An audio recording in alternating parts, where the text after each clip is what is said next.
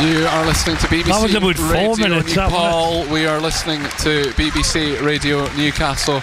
Gateshead against Solihull Moors coming up in just a minute or so's time, as both sets of players come across and will perform another small warm-up as the Armed Forces personnel once again are marching off the pitch along the halfway line, either side of the match ball that sits on the athletics track just off the side of the grass.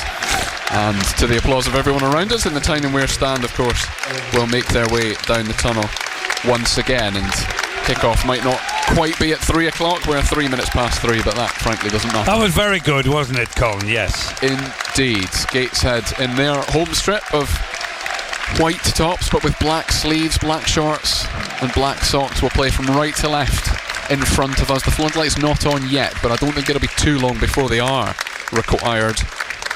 And Solihull in what is their standard kit as well, of bright yellow shirts, blue shorts and blue socks. Our referee is Gareth Thomas, who's never taken charge of either of these sides before, so they'll have a bit of getting used to him as well as vice versa. Gateshead's lineup: Brooks in goal, Johnson, Bakari, Grayson and Ferguson as the back four. We did get the whistle to start the game, and then we had to restart, but we are now underway. Fenton, John, Edwards and Home in the middle of midfield for Gateshead. Adom, Pennant and Newbley the front three. And as always, and as we were talking about before all that ceremony began, Paul, both sides want to start well, because they are both capable of making great starts or terrible starts. We've seen it both. Well, you're right. And I mean, if you just go back to midweek, one side won 4-0 and one side lost 4-0. Yes. So yeah, I think the team that lost 4-0, they'll want to make a better start, they really will. But Gateshead got to keep it tight, got to stay in the game, they have. Gateshead Joe Grayson gets his first touch of the game, clearing it down the left hand side for Gateshead, but it's a throw in for Solihull Moors as their captain Alex Whitmore, former Gateshead player from Newcastle, at the heart of that defence today, finds James Clark on this right hand side and then goes down the right wing as well for Darius Lipschuk to chase, cuts it across. The first effort on goal is deflected out for a corner, but the better start, and by start I mean the opening 60 seconds, made by the away side, Paul. Well, you're right. I mean, it was a good ball down the right wing there, and he's just whipped it in, and his shot at goal just took a deflection and out for a corner. Now they need to defend this well, Gateshead, and get this away. They do indeed. There are a couple over this corner, the first corner from the right hand side, as Solihull look at it. Ben Warman is one of them, and Scott High, the man on loan from Barnet, is the other, but Warman will have a go at this, rolls it short, and it comes from High. It's cleared by Frank Newbley with his feet. He's brought back for corners for his aerial ability, but it was ankle high, that one. It wasn't a particularly good delivery. No, and it's out for a throw in, and James Clark on this right hand side, right in front of Alan Armstrong, was going to take the throw in, thought about leaving it because Brad Nicholson wanted to come across and take a long throw. He's changed his mind. Anyway, they go long Solihull, and there is an offside flag, and Gateshead will have a free kick just inside their own penalty area. And Ibrahim Bakari, who I don't think either of us have seen yet, playing at centre half for Gateshead, puts the ball down, but Brooks knocks it long forward quickly, tries to find a dom, but underneath it is Brad Nicholson on that far side. Good challenge though, won by Callum Johnson. Is it kept in play on the far side? It is just about by Fenton John, but he can't keep a hold of the ball. And Solihull Moors back inside their own penalty area once again. Curtis Edwards feels like a really important man for Gateshead in the middle of that midfield, because he's got a 20-year-old and a 21-year-old alongside him. He's got to look after them. Curtis Edwards has been around for a long time now.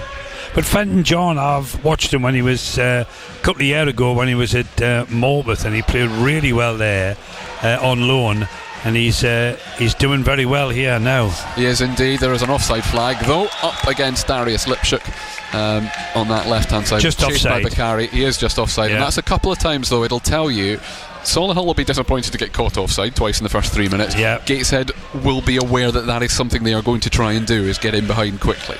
Well, they'll have to manage that.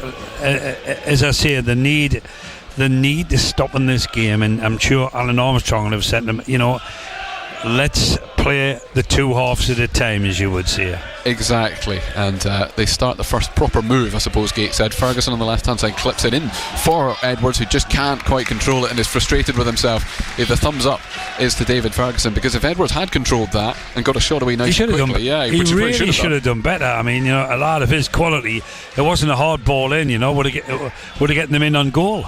Chance. He, in fairness to him, then wins the ball back quite acrobatically inside the centre circle. Ferguson goes long down the left, in theory for Cian Pennant to chase, but he was never really going to get there. Solihull lose it on the centre, on the halfway line inside the centre circle, and Joe Grayson can just sweep up, knock it back to Tiernan Brooks. We know how good his distribution is over the halfway line. Lovely ball for Callum Johnson to run onto on that far side in front of the empty stand.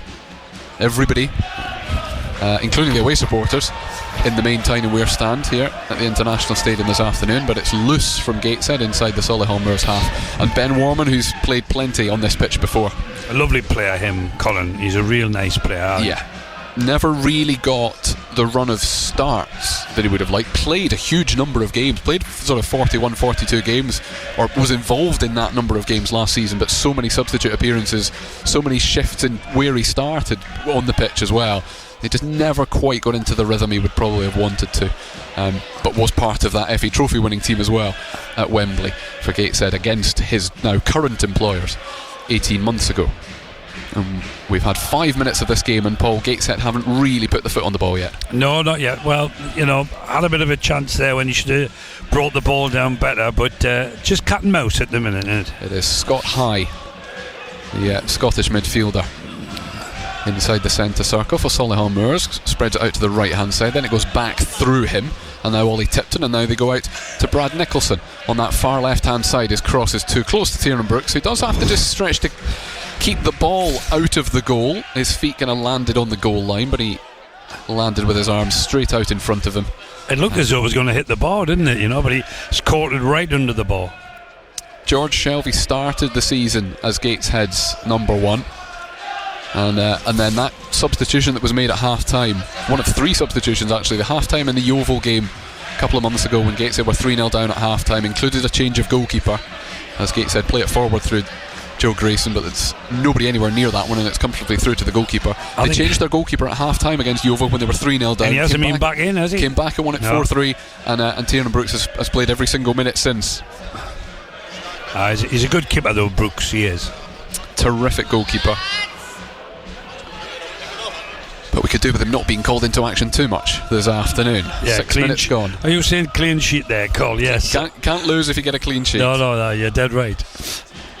He is in possession again. It's not quite the same style of play under Alan Armstrong as it was under Rob Elliott and Mike Williamson. He's not quite as involved as a sweeper or an extra centre half, the goalkeeper. But still, it's still an expectation now that the goalkeeper can play with his feet, as Ibrahim Bakari is put under a bit of pressure by Connor Wilkinson inside his own half, but goes back to his goalkeeper, and now to Grayson with the captain's armband this afternoon in the continued absence because of a hamstring injury for Kenton Richardson. Brooks goes diagonal towards the right hand side. Johnson does brilliantly to rise high and then knock it down. Kane Adom's first touch isn't quite good enough though, and Solihull pick it up through Alex Whitmore inside the penalty area and launch it clear. They've gone wide, Gateshead, to their full-backs, but haven't quite got their wingers in the game yet. No, not as yet. It's being played at a very slowish pace, as you would say. Gentle might be the right word at the moment. Yes. it hasn't quite come alive yet. I'm sure it will. We have only played 7.5 minutes at the International Stadium, but that ball from Grayson to Ferguson is overhit and will go straight to the feet of Chris Millington, who's the relatively new manager of Solihull Moors. Relatively new as in he was appointed on the 1st of October.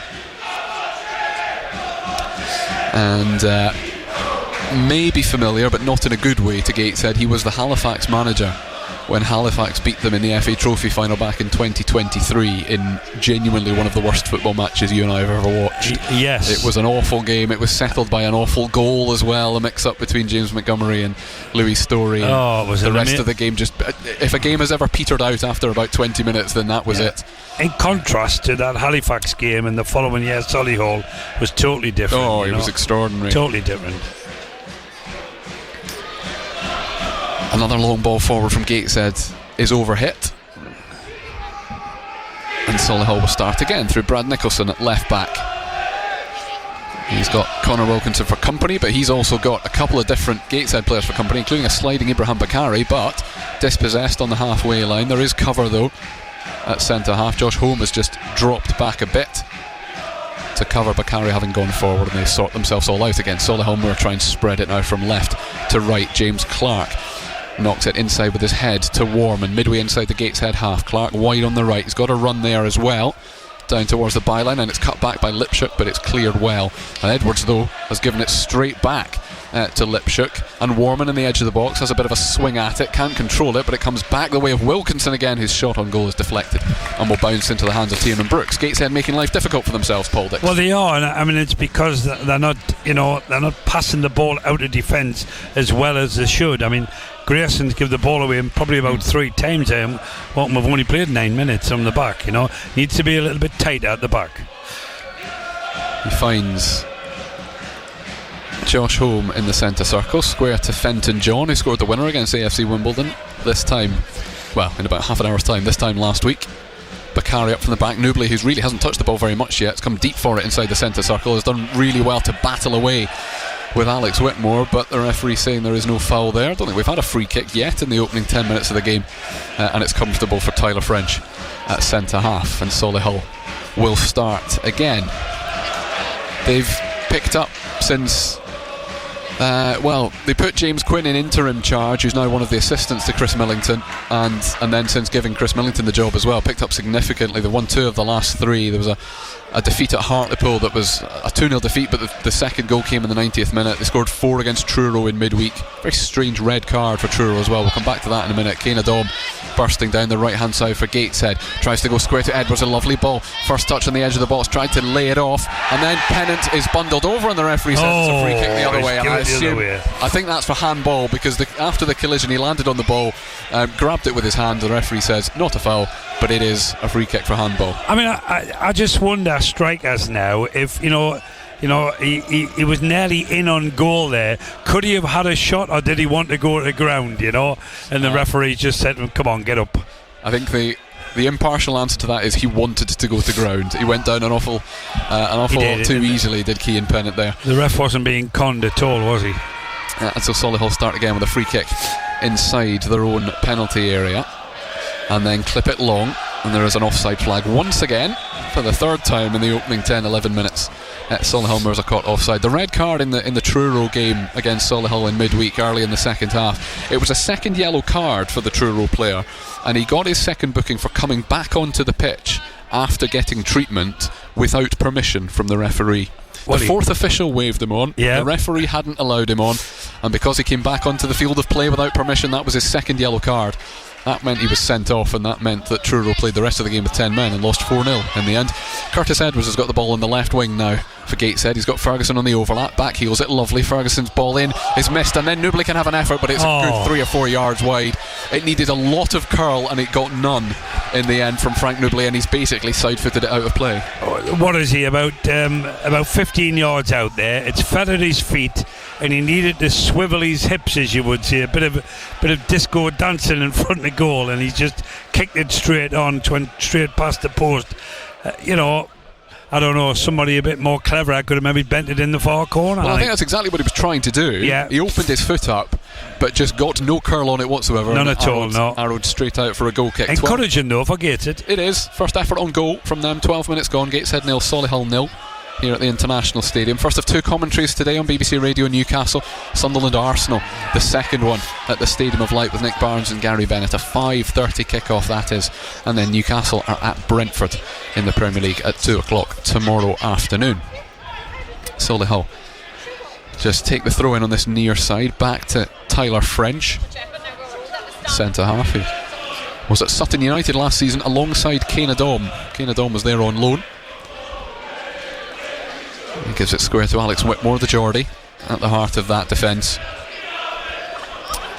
And Gateshead just allowing them to play up towards the halfway line. Nicholson at left back, who did actually have a couple of games as a trialist for Gateshead at the beginning of last season, so pre-season, but ended up going to Boston United instead. But he has played here before, has Nicholson. Ben Warman, who's played here plenty, on the right wing for Solihull, gives it to Clark, and the 1-2 is forced backwards but inside the centre circle. A heavy touch from Ollie Tipton. Gateshead can't make the most of it though. Sinclair comes in from the left hand side, finds Lipshook, his ball across is cleared by Bakari. Adom slipped and missed it, but they complete the clearance, Gateshead, and there would have been a break on if that ball from Josh Home had got through the Solihull man in front of him. But now they can keep going. It's picked up by Pennant on the left. Newbley knocks it back again. They've just lost any momentum they had, but they've kept the ball, Gateshead. It maybe was the right thing to do, because a few times already, Paul, they've tried to go forward too quickly and there's not been anyone there. Well, yeah, you're right. You've got to wait till the lads in midfield and the wingers can get up and support the big lad Frank Newbley up front. But then they do something like that and they try just give it away. A diagonal ball that Pennant was never going to win in the air ahead of Tyler French, and it's back in the hands of Laurie Walker. I nearly said Barnett goalkeeper, that's where he came from. The Solihull Moors goalkeeper. There is a foul on the far side, off the ball actually. Callum Johnson just bundling over Tyrese Sinclair, whose dad is Frank Sinclair. There is an attempted lob on goal from a long way out that Tiernan Brooks had plenty time to catch inside the 6-yard box under no pressure at all. I would say that was 65, 70 yards out. That wasn't it? It was certainly inside his own half, and he was waiting for it coming down from the air, wasn't he? Yeah, he was in no danger there at all. Frank Newbley now up to the edge of the penalty area for Gateshead. And then Pennant on the left. His cross is good. It's over the top of almost everyone. Kane Adom will try and keep it in play on the far side. He does. He's got 3 to aim for if he goes into the box. Goes square to Josh Home instead. And back out to Johnson on that far side with his bright yellow boots. Tries to go down the outside. He does. He's still being challenged though by Tyrese Sinclair. Manages to dig a cross out, but there was no strength on it. And Solihull will clear this fairly comfortably. Tyrese Sinclair playing on the left wing, incidentally, for Solihull Moors, is the son of Frank Sinclair, former Chelsea defender. Oh, I didn't know. And there's a battle in the middle of midfield as Curtis Edwards wins the ball but can't win possession back. Ben Warman gets there and then jumps into the challenge with Fenton John. The referee says there's no foul. I think the referee's got that one right. And then Kane Adom plays it straight into the man standing right in front of him, and Solihull start again. Gateshead are frustrating people in the first 15 minutes. They're a bit sloppy, and I mean, as soon as they get the ball in a good position, they give it away, and Solihull then pick it up and could be doing better, Gateshead. Yeah, it's a sort of 4 out of 10 for Gateshead and 6 out of 10 for Solihull. Neither of them will be terribly happy with how they've kept the ball in the first quarter of an hour. Keane Pennant does really well to pick that out of the sky under pressure from James Clark, well inside his own half, gets past a couple, then overruns it. He is helped out by Josh Home up in the air. Newbley wins a good header, but there's no one for him to flick it onto, and it all comes to nothing. And Solihull try again to lob the goalkeeper, Alex Whitmore this time, from inside the centre circle, and that was a long way high and a long way wide. That's nearly the centre back or saying to the left back, yeah, this is how you do it, isn't it? You know, I mean, they've had 2 efforts, both from about 70 yards. I mean, the keeper, Brooks is saying, what's going on here? Well, the first one was at least on target. I didn't have the distance, and it was never troubling Tiernan Brooks. The second one was well off target. A bit of a waste start from Alex. The long throws back, Why not the long shot on goal? The long shot, yes. We've played almost 17 minutes at the International Stadium. Solihull 0. Gateshead 0, Solihull 0. Lovely spin just inside the Solihull half from Fenton John, who's driving forwards up towards the penalty. He's got his head down, surrounded by quite a few, but then lays it off to Kane Adom. His shot flicks up in the air. Whitmore heads it, but it's still inside their own penalty area. Solihull don't clear it properly. Keenadom just hooks it towards no one in particular. Again, the clearance from Solihull is up rather than out. Joe Grayson's a long way up from his centre-half position, concedes possession, and now Darius Lipchuk over the halfway line is battered off the ball by Callum Johnson. He'll be lucky if he's not booked, and he is, and he deserves to be booked. You had to book him for that. Yes, he turned his run to just stand right across Darius Lipchuk. Nowhere near the ball, nowhere near playing the ball, and Callum Johnson is the first recipient of a yellow card this afternoon. I don't think I've been to the game in what we've played 17 and a half minutes here, where they have lost it, and they're just continuing to lose the ball. They get on the ball and they give it away. Gateshead have actually got a reasonable record against Solihull. Beat them twice last season, 1-0 here, an Owen Oseni winner in the 90th minute. And Luke Hannant scored 2 penalties on the road. We were there last year. It was good. As they won 3-1. Played really well that day, didn't they? But this is a free kick that Ben Warman will take, maybe 7 or 8 yards inside the Gateshead half. But everyone from a Gateshead perspective is behind the ball. Keenadom is the one-man wall. Everyone else along the edge of the penalty area. It's towards the back post. It's a good header out from David Ferguson, who was given away a good few inches. But there's a foul by Cian Pennant on James Clark, right on the touchline on this right-hand side. This is a better position for Ben Warman than the previous one. This could be dangerous. Yeah, dead right. And the fans are not happy with the linesman giving the foul, but for me it definitely was a foul, I think.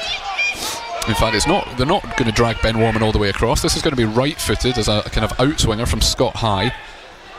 So it's on the right hand side, pretty much level with the edge of the penalty area, and it comes towards the penalty spot, headed up in the air. Good header from Newbley, that one actually. Drops on the edge of the box. Couple of Solihull players getting in the way of each other. Sinclair's effort produces the first save of the afternoon. Tiernan Brooks getting down to his left. It took a deflection which took a bit of the pace off it. He has launched it forward for Keenadom, who's gone wide on the left hand side for Gateshead this time, under real pressure from Tyler French. He's done well to keep the ball. Gateshead now back on the halfway line, but that was Tiernan Brooks in a nutshell. A decent save down low, and then brilliant delivery straight away, and now there's huge amounts of space for Gateshead. Callum Johnson into the box square. Pennant, it's just cut out in front of him. Johnson will get the ball back again on the far side, but Tyrese Sinclair nicks it off his toes. It'll come back to Nicholson, and Solihull will clear this. That was Tiernan Brooks in a nutshell. Yeah, well, it was good. It was good play, you know, but the final ball into the box has got to be that little bit better, hasn't it, to find your own play. I mean, both Solihull and Gateshead are not doing that. Joe Grayson is given the space to run up to the halfway line, then miscontrols it, gives it away to Warman. Thankfully, from a Gateshead point of view, his ball forward isn't very good either. It's collected by Fenton John, who fancied a little dribble. Ben Warman said, "You're not going any further," and that is a free kick to Gateshead, 10 yards inside the Solihull half. He's got real good feet. You need to get Fenton John in and around the box, because I mean, he can dribble, take them on. If he gets a touch there, could be a penalty or a free kick on the edge of the box. Joe Grayson hasn't had the most accomplished start to this game with the ball at his feet. Goes square to Bakary. You're being kind of him. Newbley has given it away terribly as well, and doesn't really look like he's put any effort in to get the ball back either. So Solihull have made it over the halfway line. It's Connor Wilkinson, the striker, ends up on the left wing, and it's going to be a throw-in on that far side. And Newbley is still sort of sorting his... I don't know if it's his boot or if it's his ankle that he's having an issue with. Who's this called? Frank Newbley. Oh, yes. After he gave the ball away, he just hasn't really... he's limping a bit. Hasn't really moved a huge amount. I may be doing him a disservice then when I said he made no attempt to win the ball back after he'd given it away. Warman collects it just inside the Gateshead half and then over the top, but Bakary forced to make a header because he thought there was a run in behind. Keeps possession in the end, square to Grayson on the edge of his own penalty area. Wants a bit of movement in front of him.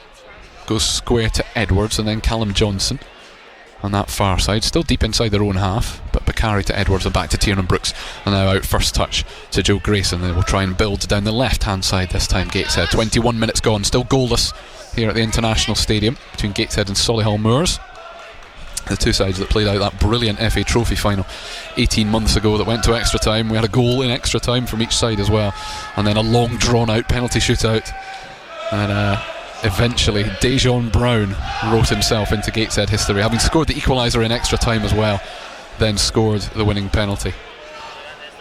It's picked up by Josh Holm, basically playing left back at the moment, up towards Newbley, who is bundled off the ball. The referee says it's not a foul. The ref's had to give a free kick there. It took him ages to have a look at it. I mean, he was down on the floor, wasn't he, you know?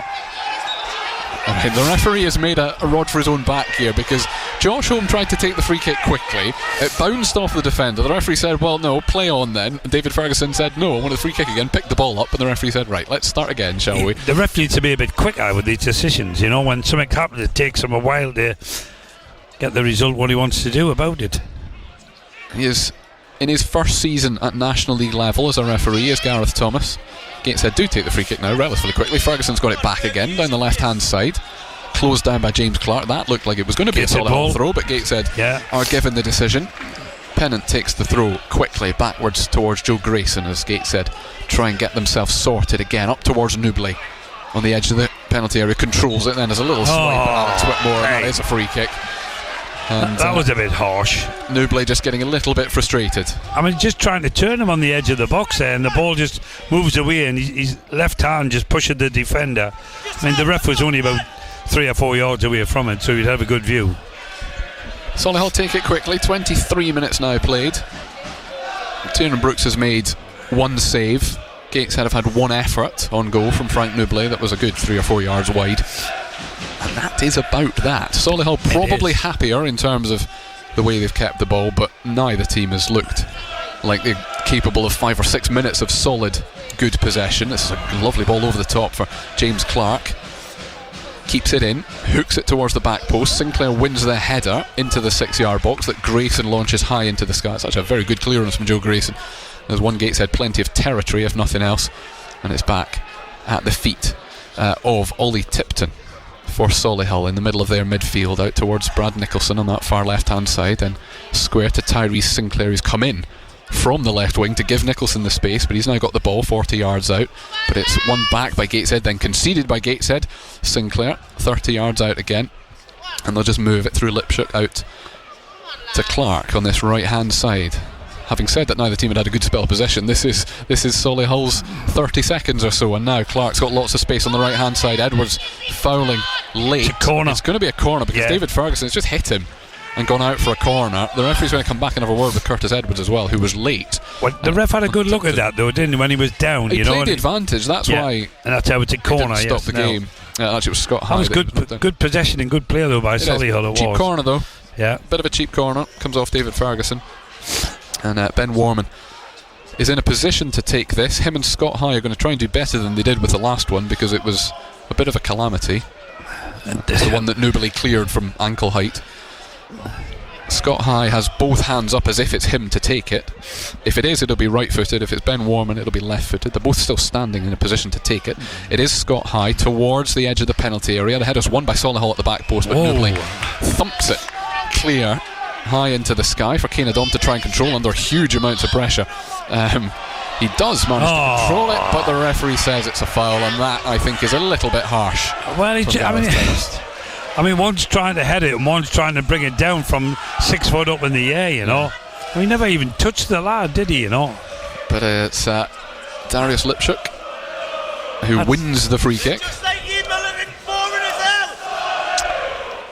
And, a bit harsh that, I think. A little bit harsh, and Solihull for the first time in a while not in a hurry to take this. Curtis Edwards still complaining to the referee about where the spray has been put down to mark the 10 yards, but they'll just reorganise themselves again. Gateshead, a bank of 4, and then another bank of 4, and then Fenton John the furthest forward with Frank Newbley up front. This is just their out of possession formation, I should say. And then Alex Whitmore, the captain, spreads it out to that left hand side. Sinclair picks it up from Nicholson. He's forced backwards though over the halfway line into their own half again. Solihull have just started to enjoy the possession more than Gateshead over the last few minutes. They just look a little bit more. They've settled down. They have. Where I don't think Gateshead have yet settled down. And we know that Gateshead's home form is not good. No. Still in the game though. Played 26 minutes. Only one win at home in the league all season. Not a good goal difference when you look at the league table either. The joint worst goal difference in the division, with the exception of Morecambe, the bottom side.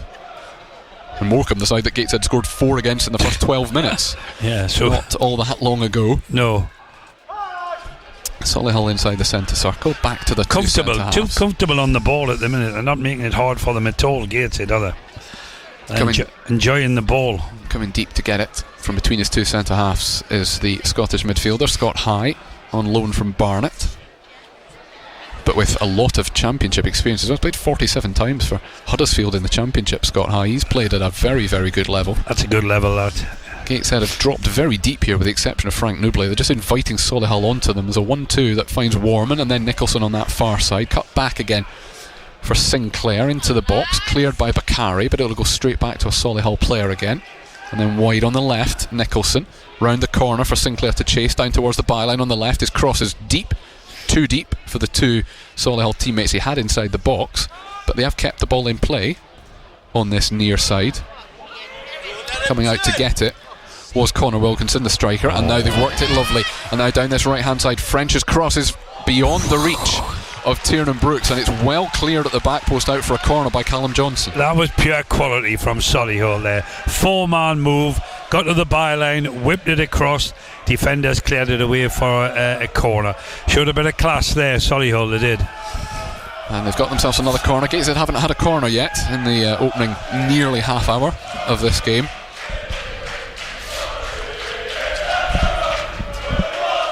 Need to defend this. Again, it's that combination of Scott High and Ben Warman who go out to take the two corners. Warman will swing this one in this time. Two players go down inside the box. Nicholson wins the header. Oh, should have done better. And it's with a very poor header towards goal in the end, given all the space he had, and he stands with his head in his hands because he knows how big a chance that was. I mean, he's all on his own then. He just headed it 3 or 4 yards past the left-hand post there, But that was good play leading up to the corner from Solihull. I was impressed with that player there. Very quick, very sharp. Two players that collided and fell to the floor in front of Brad Nicholson suddenly gave him more space than he'd expected to have, and the header towards goal was a couple of yards high and a couple of yards wide in the end. Gateshead start again. Bakary goes long towards Pennant on the edge of the box.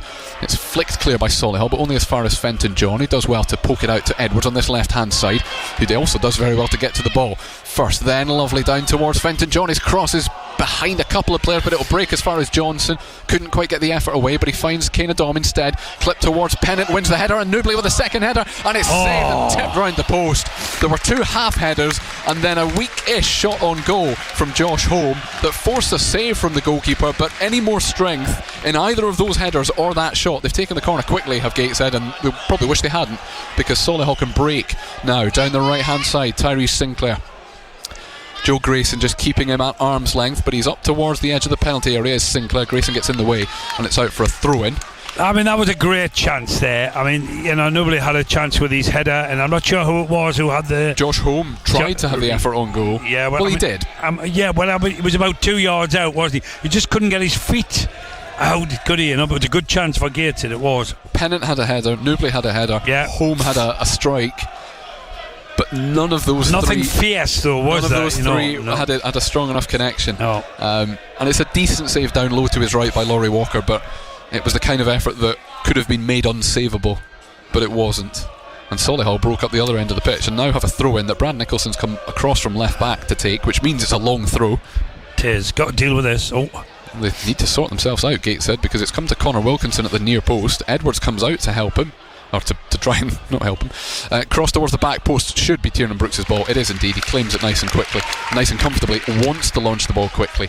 There isn't anyone to give it to in the end, and he will just bowl it overarm out towards Curtis Edwards on this left hand side. And now there is a bit of space for David Ferguson over the halfway line, tries to spread it across to Adom on the far side. It's just too ambitious. It's unnecessary really from Ferguson, who had more grass in front of him to cover if he wanted. Yeah, he should have went down the line instead of trying to switch it like that. But they're coming more into it, Gateshead. They are a little bit. Yeah, a little bit. 31 minutes gone. Gateshead 0, Solihull Moors 0 in the National League. And I mentioned earlier, Solihull haven't won consecutive league matches yet this season. Gateshead have, but they were both away from home. Tiernan Brooks comes out to the edge of his box and hooks it clear. One of them was that 5-2 at Morecambe that I keep mentioning because they scored 4 times in the first 12 minutes. Connor Wilkinson collects the throw-in on this right-hand side and then goes across the midfield through Ollie Tipton and then out to Nicholson on that far side. Plays a 1-2 with Sinclair behind him, and then it'll come back to the centre circle again. The for football Solihull. that plays Solihull, it's no hurry, is it? There's Absolutely not. plenty of time to pass the ball, but they do keep possession well. And they've just dragged Frank Newbley out, which gives a little bit more space as the floodlights and the stand lights come on as well. Thought they might eventually. Sinclair's crossed towards the back post, but Brooks under a little bit of pressure, and he has to pat it away for a corner, not because he was under pressure from an oncoming striker, but because it might have gone in. I think he lost sight of it, didn't he? It seemed to go missing when he went up for it, and then it come down, and he had to clear it, you know. Bit of a let-off. He stopped it going in the goal, which is his main job. Yeah, he did. But the price is a corner again, and if Solihull do what they've done with the last 5 corners, Warman will take this short, and Scott High will bring it in as an outswinger, right-footed. Kane Adom left up for Gateshead, which means Solihull will have 2 defenders back. They don't do the same thing. Warman goes deep first time this time, headed back across goal, comes off a Gateshead head, corner, yeah, and it's a corner on the far side. I mean, they've had a few corners, haven't they? They've had plenty of corners. Yes. I wish I'd started keeping tally at the beginning. My guess, I think, is 6. It would be all of that. Yes, definitely. Again, Warman and High go trotting over to the far side. And Solihull have got James Clark inside the 6-yard box, and then 5 others on the edge of or just inside the penalty area. This one is an in-swinger from High. Brooks with a really good punch in the edge of the 6-yard box, gets it well clear of the penalty area. Adom needed to go quicker though to win the ball back. The clearance nearly turned into a good ball forward actually from Josh Home, but it's run out for a throw-in on the far side. Keeper done well there, you know. He did. He was under enormous pressure, and he's just come through, and what I like to see is come through, clear them all out, and the ball goes to the halfway line. He's a good keeper. Indeed, the Irishman. He's had a season and a half now, or season and a bit really, at Gateshead. Am I right? He's played for Ireland, Colin, has he? Yeah. He's played for Ireland's under-21s. Yes, that's right. He actually hadn't been at the club all that long, and then a couple of times had to disappear on international duty, and because there weren't enough international players away from Gateshead, there was no chance of the games ever being postponed, so they had to do without him a couple of times, but for good reasons from a professional perspective.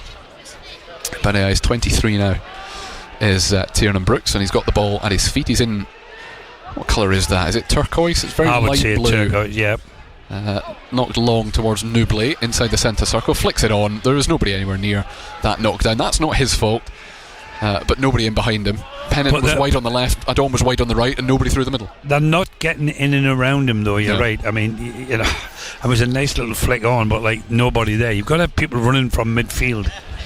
Solihull's ball down the left wing is overhit, and it's going to go out for a goal kick. I couldn't quite tell which side of the corner flag on that far side that it had gone out, but the answer is that it went across the goal line and therefore is a goal kick. Still, the game's being played at a steady pace, isn't it, Colin? It is indeed, and Solihull have to clear that one up towards the halfway line, but they do. A lovely sliding challenge. Good tackle. Yeah. From, I'm trying to work out who is it that's made that challenge? It's Josh Home has come all the way back and made that sliding challenge on the edge of the penalty area. He done well. He had to do it, didn't he?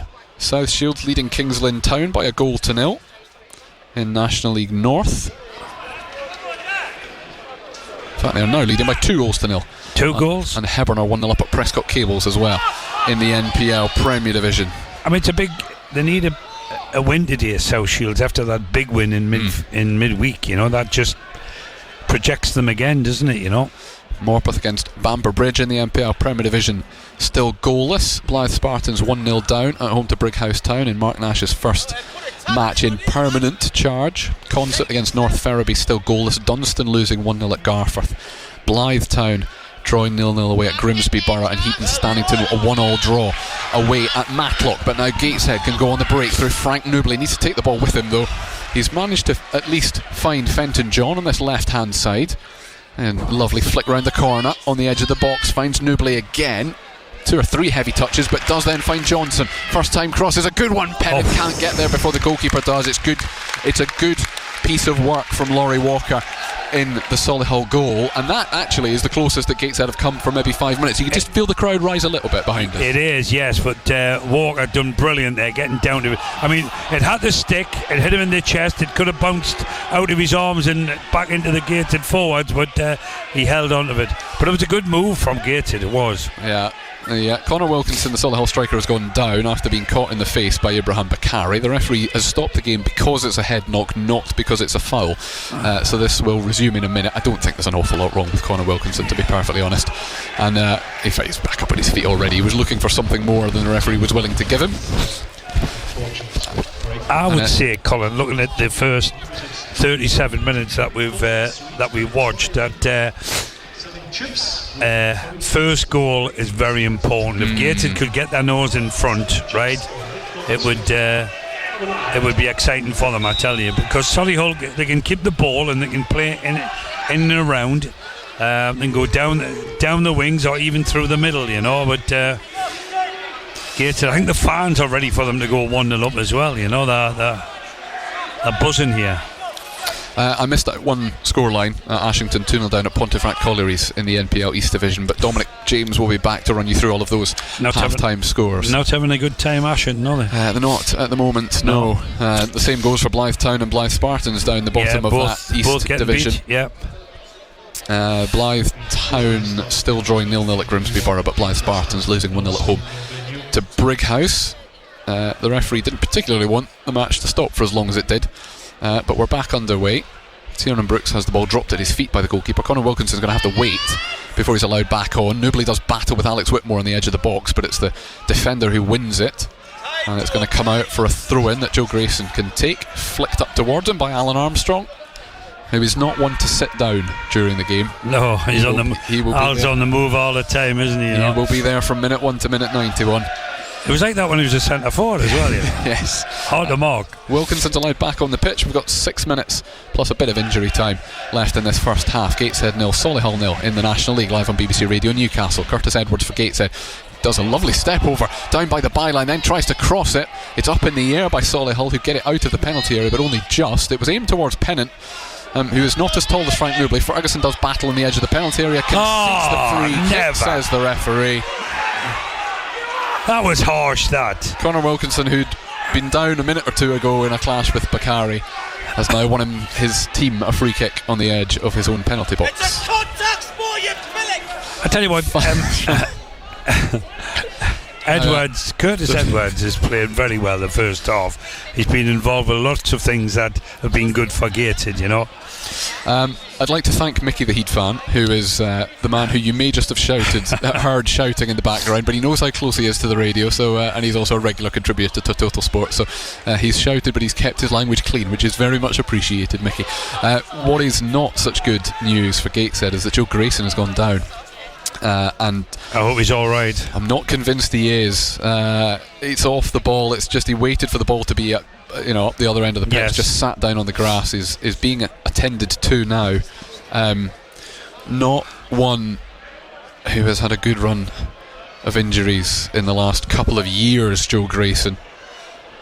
Year and a bit. I mean, first game of last season here. I think he's coming off. He is absolutely coming off, and they're going to have to change their captain as well as one of their centre halves. On will come Ben Williams. So what? I mean, is it his groin? Is it his hamstring? Or? It might be his calf. It was a bit further down the leg. He stood himself up, and he is walking off the pitch under his own steam. Yeah, right. The last 2 years haven't been good for Joe, have they? First game of last season here, Gateshead won 5-1, but Joe Grayson broke his leg. And then had a second serious injury last season as well, which just... He's very disappointed to come off that. Really disappointed. So Ben Williams will slot in on the left-hand side of that pairing. It's his 6th appearance of the season. He's actually only played 2 minutes at home. He's played all sorts of away games, Ben Williams, for Gateshead so far. Having joined from Fylde in the summer, there's an offside flag goes up, which means that Gateshead will have a free kick. But he'd made 2 very, very late substitute appearances so far this season, Ben Williams, at the International Stadium, but he will play. Well, good luck. All being well for him. Good luck to him coming on here. About 50 minutes. Edwards goes long down the left-hand side for Pennant to chase. He is onside, down towards the byline, right in the corner of the penalty area there. And then back to Fenton John again, tries to send the defender one way or the other, then lays it off. There might be space for Curtis Edwards to have a shot. His first touch just didn't let him get it out of his feet, and then he's dispossessed, and Solihull complete the clearance. It's not a good one though. It breaks the way of Ben Warman, and now they'll try and break Wilkinson on this right hand side, but he's not really got anyone to aim for, so he goes backwards, and it'll be knocked long up over the halfway line. I'm going to come back to Curtis Edwards in just a minute, but the ball's come back to him first. Fenton John keeps himself onside on the left hand side. He's got Pennant on the overlap if he wants, does give it to him. Lovely ball. Pennant clipped towards the back post. There's nobody there. It's headed out, and it'll come out for a throw in on this near side. There's just nobody attacking it. That's just what you've said there. Nobody there, and there should be people there. It was an absolutely brilliant ball into the 6-yard box. Nothing but Solihull players there to clear it. 2.5 minutes to go, plus whatever injury time we get, which I think might only be a couple of minutes. Joe Grayson was down, but not for very long before it was clear he had to come off. Yeah. The ball is back with Ibrahim Bakari. He goes cross-field. It's over the head of Nublé, but it forces Clark into a header out of the Solihull penalty area. But nobody's putting any real pressure on Ben Warman, and he will knock it long up towards Wilkinson. Flicks it on, but it's well controlled by Ben Williams. His first touch is a good one since coming on as a substitute, and then knocks it up towards Nublé. Just giving a little nudge in the back, but he keeps possession. Gateshead actually just had a minute or so of fairly strong play here. They try and find Nublé down the right wing, but it's headed out in front of him. It's not really his forte, but it's dispossessed. Gateshead have got it through a dom on the edge of the box. It smacks off Alex Whitmore. Some corner. Faint claims for handball. Shouts for a penalty, and he wouldn't. The ref had a good look, and he said, no, it's a corner. It is a corner to Gateshead on the far side, and I think this is Gateshead's first corner of the match. Yeah, I think you're right. And can they get something from it? I mean, we're coming up to 44 minutes. Still nils each, still in the game. Can still go either way this con. Solihull will leave Tyrese Sinclair up, which means that Gateshead leave a couple back. A couple of tall players as well, actually, but it's played short into the penalty area. Pennant spins, but it's dispossessed, and now Solihull will fancy the break here. It's a complete waste of the first corner of the game, and then there is a silly foul really from Fenton John, and that's going to be a yellow card as well. I say as well, he's the second Gateshead player to go into the book. And that came from a terrible corner. It is. I mean, it's just anger that what he done there, and he's chased the defender coming out the box, and he's just whipped his legs away. I mean, deserved a yellow card, I think. Indeed. So Solihull have a free kick inside their own half, edge of the centre circle. Less than 60 seconds until we find out how much time will be added on at the end of this first half. Solihull up to Lipchuk on the right hand side of the penalty area, and lays it back for Clark to try and dig a cross out. He decides he can't, so he gives it back to Lipchuk. He does cross it, but straight into the hands of Tiernan Brooks, who does what he does and goes long quickly to try and find a dom. He does. Edge of the penalty area. He's got Nublé, but he might fancy a shot himself. A dom just forced further wide on the right, then square to Fenton John. It was in front of him. He couldn't control it. Gateshead still have the ball. Pennant has an effort that is blocked on the edge of the box. It'll spin away to Curtis Edwards wide on this left hand side, and then knocks it back. And now Josh Home, maybe 30-35 yards from goal. Back to Bakari again, and Gateshead have lost the momentum. 3 minutes added on at the end of this first half. Can Gateshead capitalise on a bit of momentum here? Nublé now. It's an overhit ball to Curtis Edwards that isn't going to trickle out of play, so Solihull have to do something with it. They are not switched on at all. Chris Millington, the manager's got his head in his hands. And now they start again. Gateshead. Curtis Edwards on this left hand side cuts in from the touchline. But I think he's just trying to draw a couple of players out here, and in the end turns around and knocks it back to his goalkeeper, and that was a bit of a waste. And it's back at the feet of Tiernan Brooks. But they've had one corner, and it did not go well from a Gateshead point of view. South Shield's second goal incidentally was ruled out, so they lead Kings Lynn Town by just 1-0. Dom will be here in a couple of minutes to take you through all the half times and a preview of our second commentary game of the afternoon, or the early evening it will be by the time they kick off at the Stadium of Light. Sunderland against Arsenal in the Premier League, a 5:30 kick-off tonight. Newcastle playing away at Brentford tomorrow. Ben Williams has put himself under a bit of pressure on that far right hand side, but there was a foul committed on him. The referee's happy to let play continue. Brooks goes long up towards Nublé, who you do fancy to win her header. He does. Pennant gets there as well inside the penalty area, forced wide on the left. Ferguson's cross is too close to Laurie Walker, and it's plucked out of the air. Every cross now goes straight to the keeper. You've got to bend it away from the keeper, play over the top of him, you know. We're halfway through our minimum of 3 additional minutes at the end of the first half. Solihull have broken fairly quickly up the first half of the pitch to get it up to the halfway line, but now go back inside their own half. James Clark right in front of his own manager, in front of the dugout. Now square into the centre circle again. Scott High comes and gets it. Cyrese Sinclair's got a bit of space on that far left hand side. Up towards Johnson. There was a claim for offside against Ollie Tipton, but the assistant referee says no, so it's hooked towards the back post, but Tyrone Brooks can come out and claim that. And what we got frustrated at Gateshead doing down that end of the pitch, they've done exactly Solihull have just gone every and done ball that goes into the box. I mean, that, you know, this lad is about 6'4". Laurie Walker is, yeah. Right, and Brooks is about 6'2", and every ball that goes in the box to just catch. Everyone. Fenton John lays it off to Pennant. Now inside to Edwards. Everything's on the left hand side. Newbley up towards the edge of the box. Trent needs to try and get a shot away. One step over and it's fired into the side netting.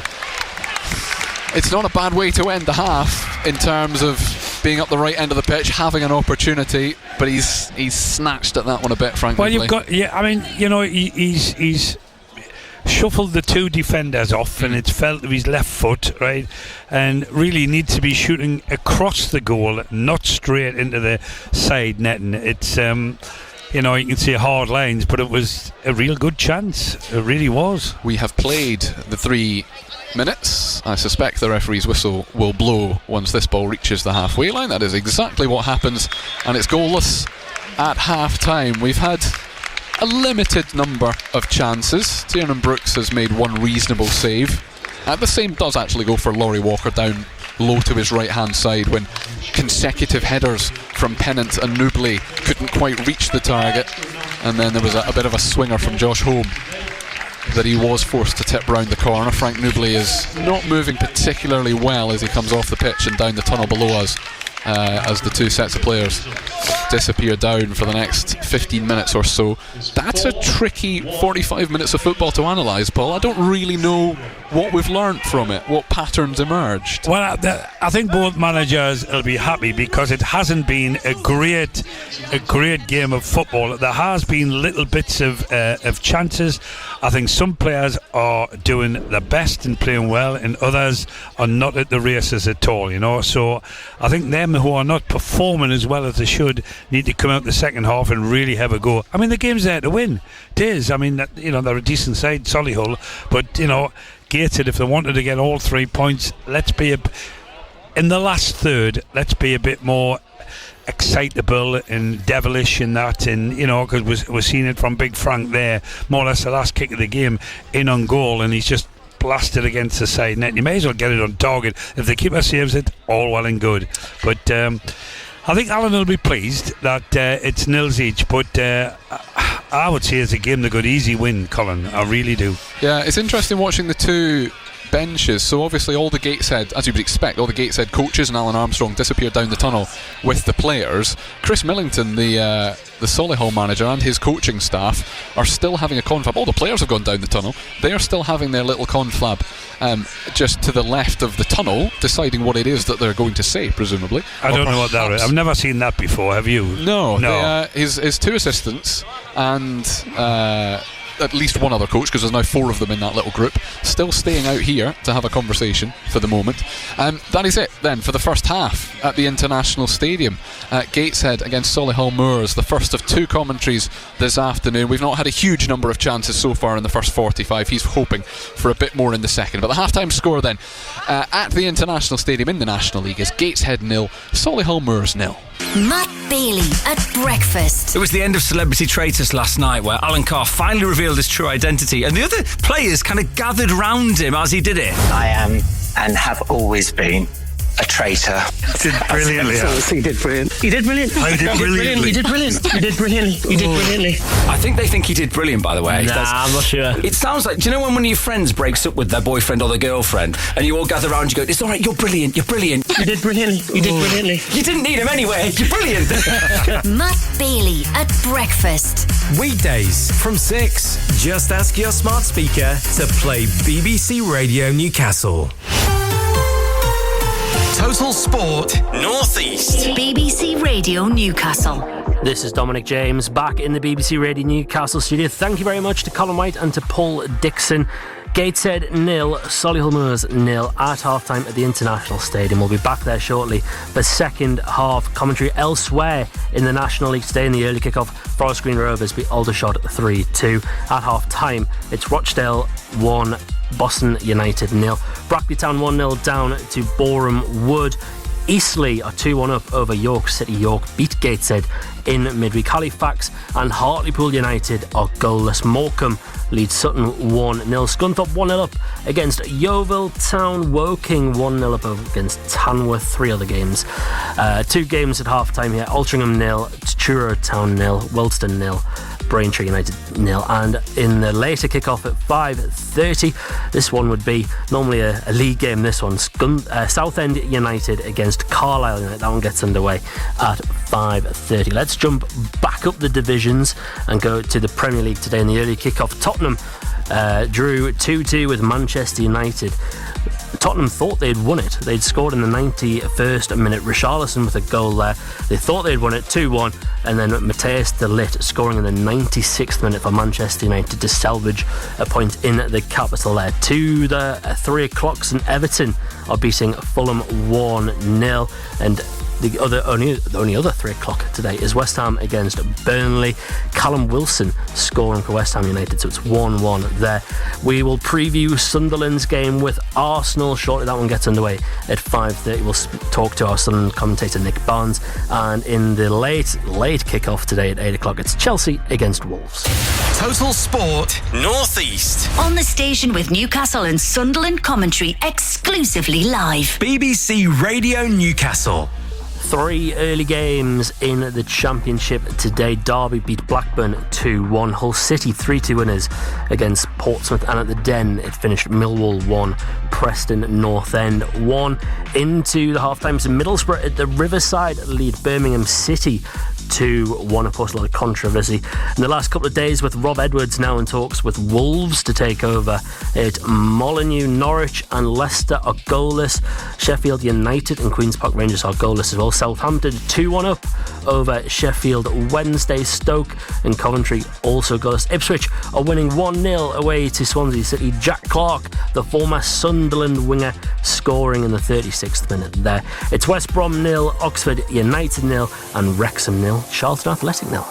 Total Sport North East. The Newcastle and Sunderland AFC podcast On BBC Sounds. BBC Radio Newcastle.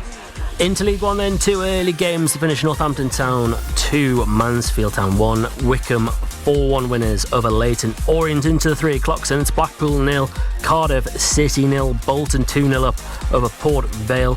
Burton Albion 2-0 up away to Bradford City. It's Doncaster Rovers 1, Barnsley 1, Exeter City 0, Wigan Athletic 1, Huddersfield Town 1, Plymouth Argyle 0. Peterborough United 3, AFC Wimbledon 0. Gateshead, of course, beating AFC Wimbledon last week in the FA Cup. It's Rotherham 2, Lincoln City 0. And the only other game in League One today is Stockport County against Luton Town, and Luton lead 2-0. Total Sport North East. BBC Radio Newcastle. There was 2 early games in League 2 today. Colchester United lost 2-0 at home to Bromley. Crewe Alexandra 3-1 winners over Shrewsbury Town. Shrewsbury Town, of course, beating South Shields last week in the FA Cup. To the 3 o'clock, since Barnet 2, MK Dons 1. Grimsby Town are 2-1 up over Barrow. Bristol Rovers 0, Gillingham 0, Chesterfield 1. Accrington Town 1, Crawley Town 1, Fleetwood Town 0. Oldham Athletic are 1-0 up over Harrogate Town. It's Newport County 2, Walsall 3 at half-time, so 5 goals in the first half there. And then the only other 2 games in League 2 are Salford City 0, Cambridge United 0, and Swindon Town 0, Tranmere Rovers 0. What makes a great story for our hit podcast? Strange but true crime. Well, it's got to have a brazen criminal. The maximum penalty for this is life in prison. Incredible plot twists. He started telling me about local village hitmen. And one of our super knowledgeable reporters sharing all the scandalous details. You hear a car, that's not abnormal. And then you hear a chainsaw going up against a wooden door. Sound like your thing? Strange but true crime. With me, Reema Ahmed. Listen first on BBC Sounds. This is Dominic James back in the BBC Radio Newcastle studio. Gateshead then goalless with Solihull Moors at the break. A few other non-league games to bring you as well in National League North. South Shields 1-0 up over Kings Lynn Town. South Shields, of course, top of National League North. In the NPL Premier this afternoon, Morpeth at home to Bamber Bridge. It's goalless there in Hebburn Town. 1-0 up over Prescott Cables. In the East Division this afternoon, lots of games, of course. Lots of teams in that division for us now. Just quickly then, Blythe Spartans are 1-0 down to Brickhouse Town. It's goalless between Concert and North Ferriby. Dunstan 1-0 down to Garforth. We have Heaton Stannington away to Matlock Town. Matlock Town second in the league, but Heaton Stan losing 2-1 there. Ashington, their struggles continue. They are 3-0 down away to Pontefract Collieries this afternoon, so we'll keep you updated on them. In the FA Vars this afternoon, our last team in the competition, North Shields, they are away to Cheadle It's goalless at the break there, and Berwick Rangers are 1-1 with the University of Stirling in the Scottish Lowland League. It's time for us, though, here on BBC Radio Newcastle to preview our second commentary game of the afternoon, and it's a big one at this stadium, like Sunderland against Arsenal. Kickoff is at 5:30. We'll bring you full match commentary with Nick Barnes and Gary Bennett. And Barnesy joins me now. Good afternoon, Barnesy. Hello, Dom. Just team news ahead of this one. Barnesy, looks like Omar Alderete is not going to be available for this one again. He won't be involved. I suspect it's going to be the same team that played against Everton, same team that played against Chelsea. There's no reason necessarily to change anything. It's more about the formation, I think. I think that's the big talking point, as to will he play 5 at the back, will he play 4 at the back, will Hume play as he did on Monday, more in midfield than he did in defence. So there's a few questions over how Sunderland are going to approach the game, but the bottom line is it's a big ask. It's a huge test for Sunderland. They've got nothing to lose. Use that old cliche, it's a free hit for them. They don't want to be embarrassed, of course. They don't want to sort of let themselves down in any shape or form, but it's a big opportunity for them to prove to themselves, to the fans, just how good is this team. If they can go toe to toe with Arsenal this afternoon, who knows? I mean, they've caused surprises in the past. They caused one the other week at Stamford Bridge, so yeah. They've possibly got that in their locker. But I think when you look at the statistics for Arsenal, they're frightening. Yeah. I mean, the fact that in the last 4 league games only one team's had 1 shot on target against them, it's alarming, isn't it? Yeah, you spoke to Regis Lebris, and we'll hear him before kick-off as well, but I think he mentioned it would have to be a masterclass to get a result today. But I mean, if there's anyone who's going to do it, it's Regis Lebris. He's come up with some good game plans. I mean, and that Chelsea game is the perfect example of it. He sets up teams to get points, doesn't he? Yeah, so the interesting thing about the conversation that we had yesterday and the others at the press conference is that when Regis Lebris was talking about Arsenal, he talks about the balance in their team. That first and foremost, they've got balance. Secondly, and I think this is really interesting, they don't make mistakes. This team makes very, very few mistakes, and that's the difference between Arsenal and Sunderland to a degree. Obviously, Arsenal got better players, higher calibre players, that goes without saying. But it's also that ability not to make mistakes in a game. Now, Sunderland will make mistakes. They make mistakes. That is what Sunderland are. They're a young team. They're inexperienced to a degree, and they will make mistakes. And against a team like Arsenal, they can be punished. So they've got to play their A game today. That's the bottom line. They've got to try and cancel out mistakes where they can, and hope that they get a break. It's going to be tough. It's going to be difficult. I think having Granit Xhaka in the team's important, because he knows Mikel Arteta inside out, and that could be that could be important. It could be valuable for Sunderland to have someone like Xhaka who knows the way that Arteta thinks in the team, and able to manipulate, if you like, the game himself, because he'd be playing out there in the middle. Indeed, yeah. A lot of talk about Xhaka going up against his former club. But Barnesy, just quickly, how great is it to have nights like this at the Stadium of Light again, one of the traditional top 4 back at the Stadium of Light? Well, the most noticeable difference, we'll also mention there's going to be a fabulous display of poppies and remembrance before the game around the whole bowl of the stadium, plus the remembrance ceremony, if you like, with the armed forces laying wreaths in the centre circle. But you know it's a big game when the media room's full. I mean, I think there are 100 plus press here today, compared to last season when you'd roll up and there'd be 4 or 5 of you. So there you are. That's the difference. Yes, it certainly is going to be a big game. Nick Barnes, thank you very much for the moment. Then build up to that one with Barnesy and Gary Bennett begins straight after the game against Gateshead. So just after 5 o'clock, a couple of other things to mention to you today. In the Rugby League, England looking to avoid a 3-0 whitewash in the Ashes. England against Australia. It leads Headingley today. England currently 8-12 down in that one. Rugby Union, plenty going on today as well. The Autumn Internationals, England against Fiji. That one gets underway at 20-6 this evening, so we'll keep you updated on them. Lots of other internationals going on. Ireland beat Japan 41-10 earlier today. New Zealand are up against Scotland as things stand, and New Zealand currently lead by 7 points to 0 in that game there. Just to bring you up to date with the Formula 1 as well, in the sprint race, it was red flagged after Oscar Piastri crashed out.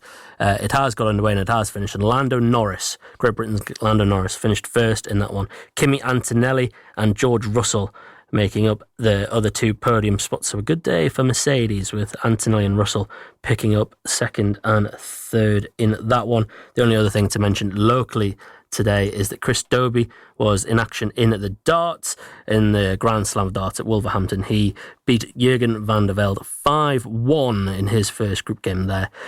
So we'll keep you updated across that on BBC Newcastle tomorrow when he plays his other 2 games as well. It's time for us, though, on BBC Radio Newcastle, to head back to the International Stadium for second half commentary of Gateshead against Solihull Moors in the company of Colin White and Paul Dixon. Total Sport North East. Colin White. BBC Radio Newcastle.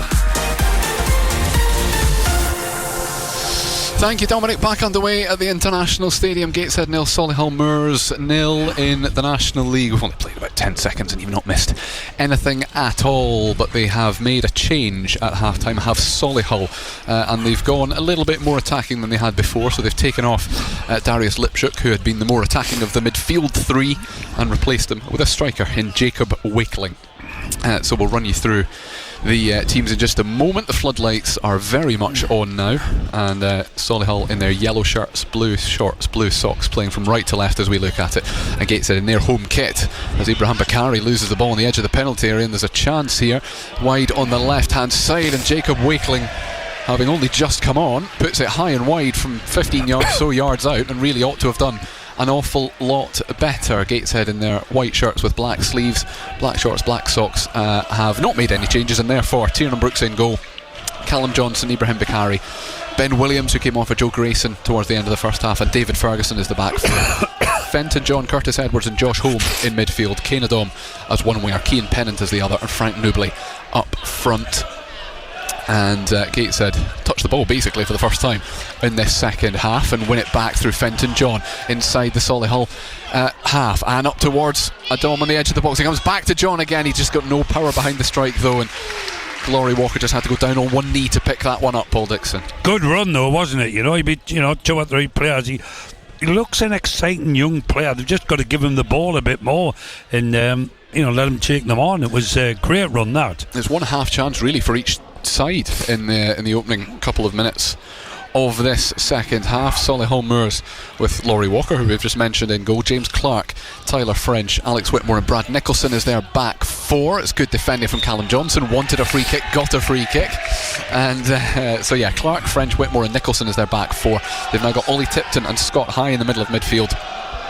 Ben Warman on one side, Tyrese Sinclair on the other, Jacob Wakeling and Connor Wilkinson up front. Can I ask you, Colin, did the management team go in to the dressing room at half time? They did eventually, yes. But it took them about 5 or 6 minutes before they went in, didn't it? Because we were having a meeting. We mentioned at the very end of the first half, incidentally, Kings Lynn have equalised at South Shield, so South Shield's 1, Kings Lynn 1.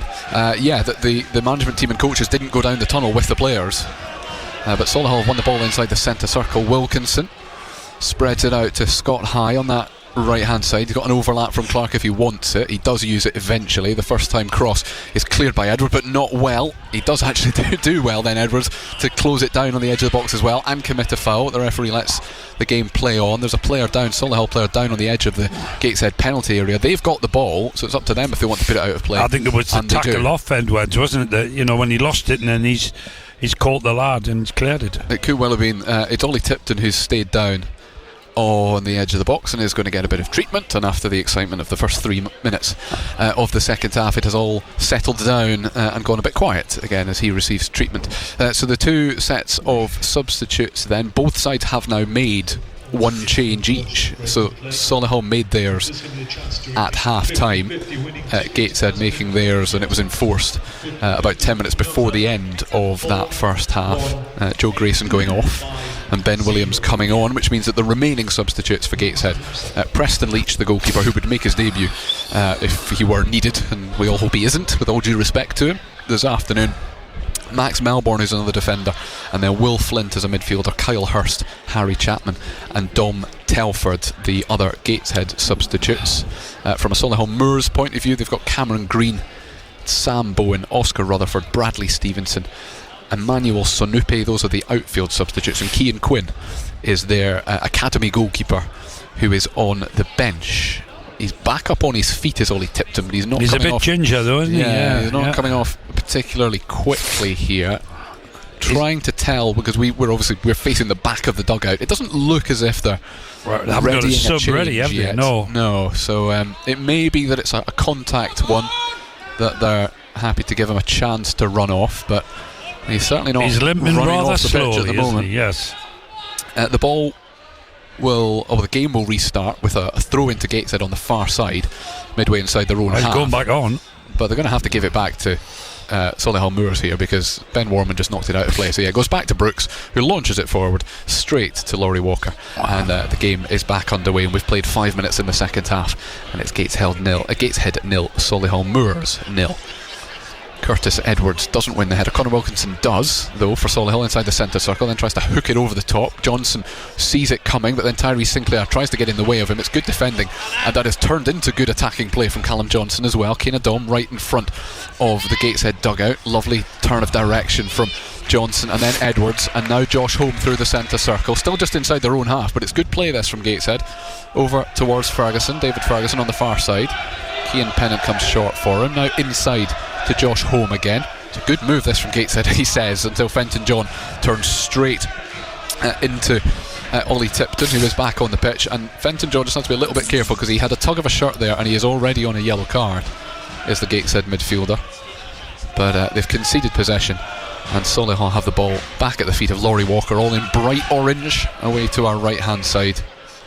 Goes long, Ferguson wins the header on the halfway line. Josh Holm battling in there, as is Fenton John, but Solihull have it back, and it's back at the feet of Laurie Walker again.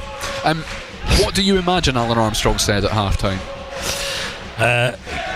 Can we do a bit more? Yeah. Can we run around a bit more, and if we do get a chance, can we hit the target? I mean, I think Alan, being shell-shocked in midweek against York, will be quite pleased that it was nils each, and Solihull are not battering them, as you would say, or taking the game to them. It's a very even game. It can go either way, and just as I've said, you've just got to keep in the game as long as you can. Will they get a chance? They'll get at least one, I think, Colin. Sinclair will start the charge for Solihull Moors over the halfway line. Conor Wilkinson wide on the left is onside, will have an effort. It's straight at Tiernan Brooks. It was decent defending from Ben Williams as well to put him under pressure, who has stayed down. Ben Williams, the man who came on for Joe Grayson at the end of the first half, but he's back up on his feet again. That was a chance, and not for the first time. A shot with more power would have given the goalkeeper more of a problem, but it's not happened. The keeper dealt with it very, very easy. I mean, it was straight down his throat, but I think if you asked the Solihull manager, he would have expected a bit more from the 10 who was at Conor Wilkinson. The fixtures often come thick and fast in the National League, for all non-league levels, at the start of the season. Solihull Moors are going to make a change in just a minute, by the way, because the fourth officials board is up again, but they actually have 3 midweeks between now and the first weekend of December, when they play their FA Cup tie here against Walsall. That will be at 3:30 on the Sunday, Bakari's just going to ease Ben Warman off the ball and ease it out of play. But they're at Forest Green next weekend. Tough game. Then they welcome. There it is indeed. Then they welcome Boreham Wood here. Then they go to Sutton United 3 consecutive Saturdays after today, and then a week and a day later. Are they all away from home, Colin? Are they? No, Boreham Wood come here, yeah. But Forest Green and Sutton United are away from home, and then Walsall come here on the Sunday. In behind, Cian Pennant has an effort on goal that Laurie Walker gets down to his left-hand side to smother. There was a bit more power on that one, just didn't have the direction to really trouble the goalkeeper. Goalkeeper doing well again there. I mean, because Pennant was in, and he could have maybe hit it a little bit firmer. Crowd have lifted a bit. Fenton John might fancy an effort on goal here. He does, and it's maybe a foot over the top of the crossbar on the left-hand side. He just got underneath it a little bit more than he wanted to, but he was given space to run into and took the opportunity. Great run. I mean, he's a talent, that lad, right? And he could have just, a foot lower, and it would have been in the roof of the net. There is another change that has been made by Solihull, but it's a tactical one as far as I can tell, because Tyrese Sinclair didn't look like he was struggling in any way, and but he is the one who's been replaced, and Emmanuel Sanupi is going to come on and be the replacement winger for Solihull Moors as they try and get their way into the Gateshead half. They succeed, but they also succeed in fouling Josh Home, and it will be a Gateshead free kick.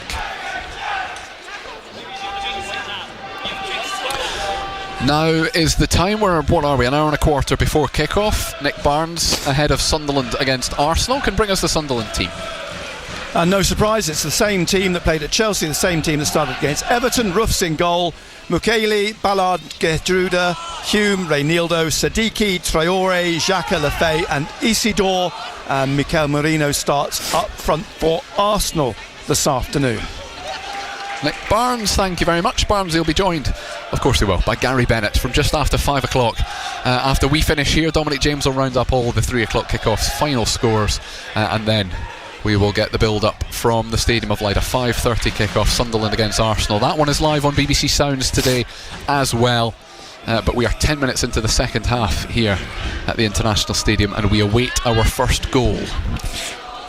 Emmanuel Sanupi with his first touch for Solihull since coming on as a substitute down the left wing, then finds Wilkinson, whose cross is a decent one. It's headed. That's a good, important header from David Ferguson to put it out for a throw on that far side. Because so often in the first half the balls in weren't good enough that it was either the ball wasn't good enough or the ball wasn't good enough but the men weren't there. Yeah.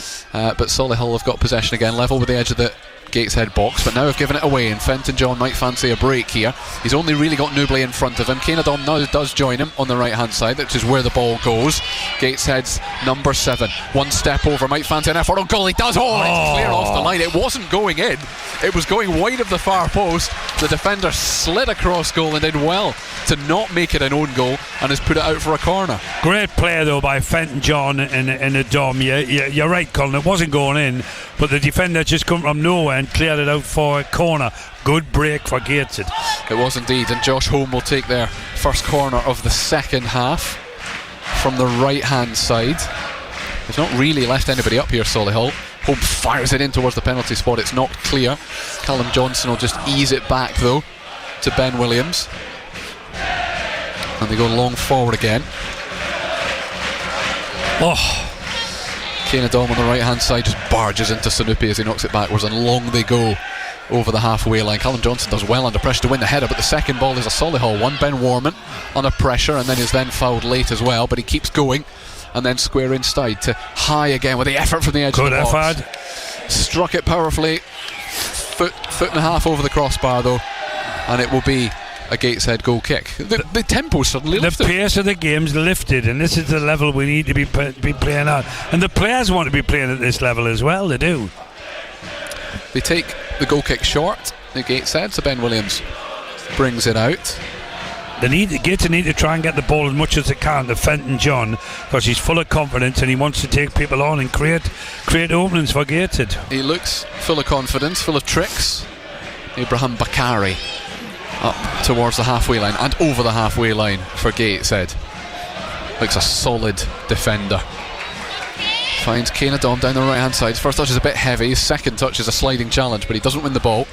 So Solihull will clear it to Solihull Moors as Harry Chapman puts his shirt on but also goes down the tunnel. So I think we will see him fairly shortly. Solihull's ball forward isn't a great one. Bakari controls it in his chest under pressure, or under a little bit of pressure. Well done. Eases that by turning backwards and giving it to Tiernan Brooks. He's on loan from Cheltenham. At the moment only on loan until January, Bakari, and he's played every single minute since he arrived. It's his 5th game today. Kane Adom now finds Fenton John wide on the right hand side, and then square back to Adom again, edge of the penalty area, switches direction, wants space for a shot, can't find it, but he'll lay it off instead. On that far side is Josh Holm. Back to Ferguson. They're under pressure. Solihull are putting Gateshead under it a bit. Curtis Edwards though just turns and spins, comes out to Johnson on this right hand side, lays it back to Bakari again. Lovely drag back a couple of times to try and find space. Johnson up against Sanupi on the right wing. Edwards comes and collects it again. He needs a bit more movement in front of him though. Plays it up towards Holm, inside the box, spins, tries to clip it towards the back post. It's over the crossbar. Well, in fact, it's not over the crossbar, it's higher than the crossbar, but it stayed in play. That Solihull can pick the ball up and break. That was good quality from Gaten, and a bit unlucky there, but the confidence in the last third is definitely there now, more than it was in the first half. And they're about to inject a bit more pace into it with Harry Chapman as well. It'll be interesting to see. I'm imagining it'll be Frank Noublé that comes off. Because I don't think they'll feel the need to change the system particularly. I think you're right. But Bradley Nicholson gets past 2, tries to get past 3. He does, down the left wing for Solihull. Hooks the ball towards the back post, but it's high over the crossbar. And that will be a goal kick to Gateshead, and it may be the opportunity. In fact, it's a double change that Gateshead are going to make. Harry Chapman is one of them. Kyle Hurst is the other. And the first player making way, we will find out once the board goes up. I mean, it's two wingers come strikers, so I'd be astonished if Frank Noublé wasn't one of them. The first one coming off though is Curtis Edwards, which I think, I'm going to assume there's a fitness issue there, because he's played well. He's played extremely well. He has. And he'll be replaced in the middle presumably by Kyle Hurst. He's a little bit more accustomed to playing in the middle than a Harry Chapman would be. Yeah, it's the big centre forward. Noublé is the other one to come off. He's done his job. That's Frank Noublé. He's won the ball in the right areas. Not really had the players around him to make the most of the knockdowns. And so Harry Chapman comes on. It may be that Kane Adom is through the middle, as I'll just check how they sort themselves out here. Yeah, Kyle Hurst looks wide on the right, Kane Adom through the middle, Pennant on the left, and maybe Harry Chapman is the one who slots into the middle of midfield. The game has started again though. Pennant has dropped a little bit deeper too, so we'll wait for them to sort themselves out and settle down a bit. And but it's certainly Kane Adom is very much through the middle now. He'll enjoy that striker, which he will. He will. I mean, he hasn't really had a chance. And now gone. He hasn't had a chance at goal yet, has he? Really? And he's a top goal scorer. Solihull through the middle, controlled by Wakeling. Now lays it back onto the halfway line. And inside the centre circle are Solihull Moors. Back to Tyler French, the right hand side of the two centre halves, spreads it out to Sanupi. It's a lovely ball and well controlled on the chest as well by the Solihull winger. Cutting inside, got an overlap from Nicholson if he wants it. Goes back one and then it finds Nicholson on this left hand side. Now inside to Sanupi again, 30 yards from goal. Turned back in the opposite direction, comes out towards the touchline. Nicholson down the line, there's no offside flag. It's crossed by Warman deep towards the back post. Rising high is James Clark, but he couldn't get a proper header on it. Oh, well done. Brooks claims that brilliantly. A good 7-8 feet up in the air. It's a huge leap with his arms high above him. He brings a lot of confidence into the Gateshead defence when he can take balls that high in the air, can't he? Yeah, you just trust as a defender. Yeah, I would trust him all the time, me. I would. A, that he will be there, and B, that it's okay, that it's safe, essentially. Just a disappointing first touch from Cian Pennant means the ball runs through to Laurie Walker. Little bits like that, right? I mean, his touch should have been better. It was a great ball, and he's in on goal, and then it's just cleared. It's cleared again by Solihull up towards the halfway line. The flick on from Wilkinson is to no one in particular, though. It's definitely now Kyle Hurst as the right winger, Cian Pennant as the left winger, Kane Adom as the striker, and Harry Chapman is in behind him. That is how they have sorted themselves out after taking off. Well, that's pacey enough, isn't it, up front? It certainly is, because Harry Chapman can get forward as well behind Kane Adom. Yeah, it's a young forward line now. I mean, Kyle Hurst is 26, I suppose, but they've taken off the most experienced player in Curtis Edwards, certainly. And Gateshead, as we are 18 and a half minutes into the second half. That's a good ball. Still 0-0. Sanupi's got pace. He's in behind here, into the penalty area from the left-hand side, not given the chance to shoot. I think that's brilliant defending from Callum Johnson, who has hurt himself in the process. He gave him enough space to make him think there was... And he had no angle to hit the goal, did he? None at all. Absolutely not. It's good. And he's hit the side netting. It's good defending from Johnson. He just sort of slipped a bit. I don't know if he's twisted as he's slid in to make that block as well. In fact, I don't think he did make the block because it's a goal kick, so the ball's gone straight out. Johnson back up on his feet. He just rolled his ankle, I think. Maybe he's there. Having a look at his left ankle there. Yes, but it's a goal kick. Ciaran Brooks puts the ball down. 19 minutes gone then in the second half at the International Stadium. Gateshead 0, Solihull Moors 0.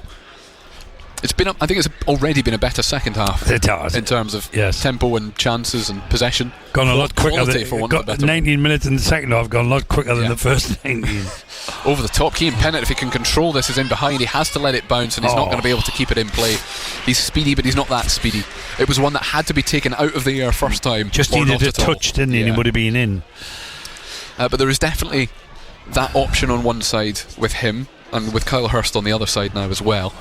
And Kane Adom's not short of pace either through the middle. Spoke to him yesterday, talked about being happy to play as a striker if needed. But there's a lovely break on here down the right hand side for Solihull Moors, and it's square across to Wilkinson. Sanupi at the back post, looked as though he was brought down, but it's already gone out for a goal kick.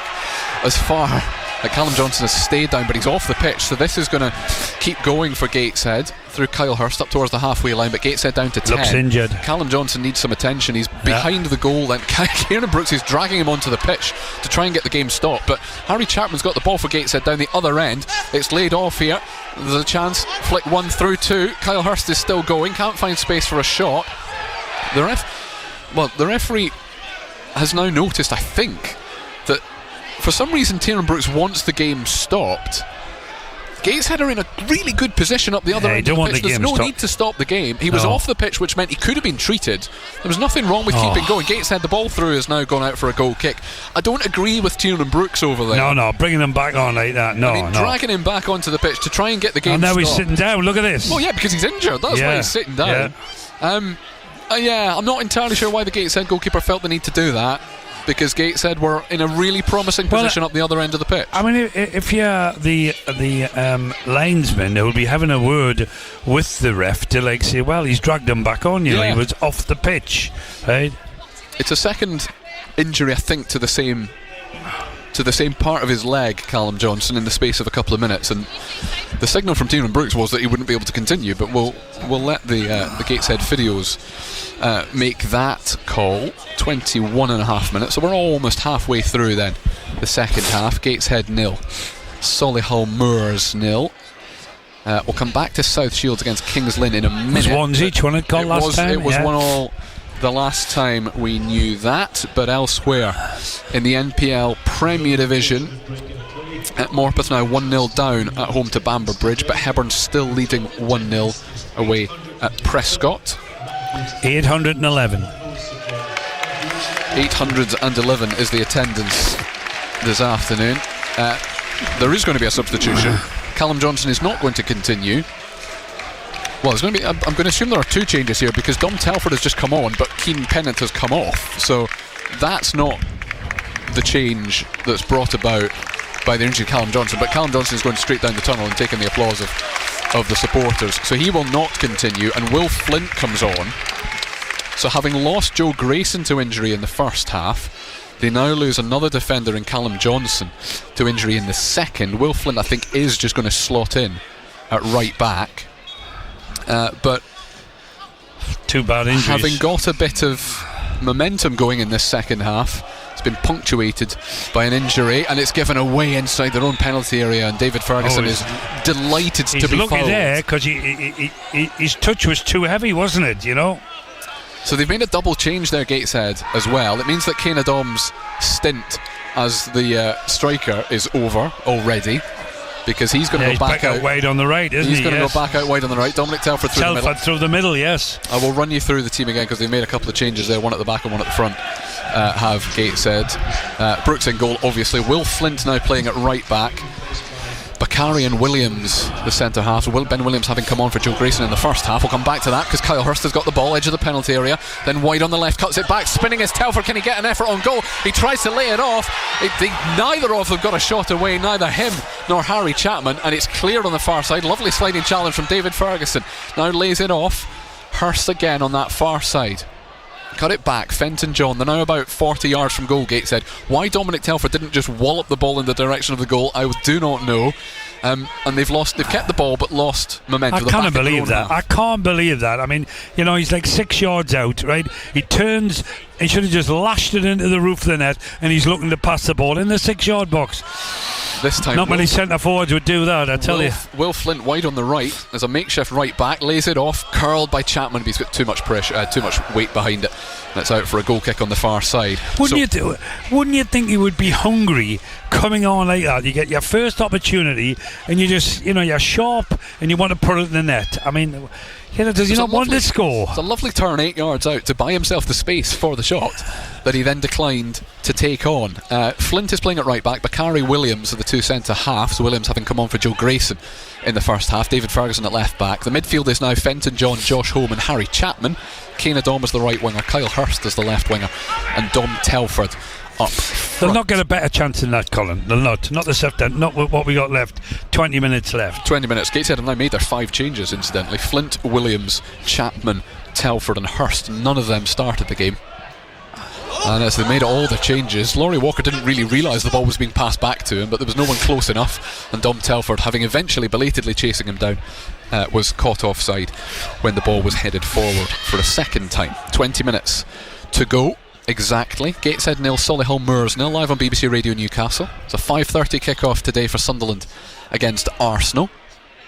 An unchanged starting 11 for Sunderland, as we heard from Nick Barnes earlier, but their build-up will begin just after 5 o'clock. Kane Adom has kept himself onside, wide on the right. He's got Telford in the middle, but he's taken control of it just inside the box, tries to clip it towards the back post, and it's hooked out for a corner by Clark on the far side. I was about to criticise him for not putting the cross in quicker than that, Kane Adom, but he did end up creating a bit of danger. You're right, but the other strikers have got to be brave to want to get on the end of it and get it in the net. It was good play. Corner is taken low and short. Chapman knocks it back to Fenton John on the edge of the box. Square now to Josh Home. There's going to be another change in a minute. We'll come back to that. Will Flint at right back. But there's lots of space. Solihull have got everyone inside their own penalty area. That cross is dipping towards the back post, but it's claimed by Laurie Walker under the crossbar. Get to the corner here. They're on top, and there's an opportunity to get their nose in front. They've just got to believe in themselves, and get the ball up front to the front three. That pace will cause the defence all kinds of problem, Colin, and really will if they can get the ball to them. They're about to make another change. It's Bradley Stevenson who's going to come on Solihull, and it's Connor Wilkinson going off. There's an offside flag, and this may well be the opportunity. Solihull are having a wee little bit of a rest, I think, at the minute, right? And I don't think the manager will be too keen on that, as he's making another substitute here. Yeah, well, they're going to make 2 changes, except that the game has got underway. Will Flint just has to cut that out. A slightly awkward way of doing it as he ran back and tried to check his stride. But the ball is now out for a throw-in for Solihull, and this is an opportunity, or the opportunity, for them to make 2 changes. Sam Bowen, the Welsh midfielder, is the other one who is going to come on. 10. Connor Wilkinson's coming off. Wilkinson goes off, and on comes Bradley Stevenson. Yeah, that's the first change. And I think he's played well, the big lad. He has. He's been involved in the game, hasn't he? Yeah, he's a striker who covers a lot more grass than a Frank Nouble, for example. Yes. Both very tall strikers. And who's the other one coming off? 11. Coming off is Ben Warman. So the former Gateshead man. There's some muted boos, because I don't think they're real boos. He was a very good servant to this football club. I'd get the warm reception, he is. It's more out of tradition than anything else that you boo a former player. Ben Warman had a good first half, sort of disappeared a little bit in the second.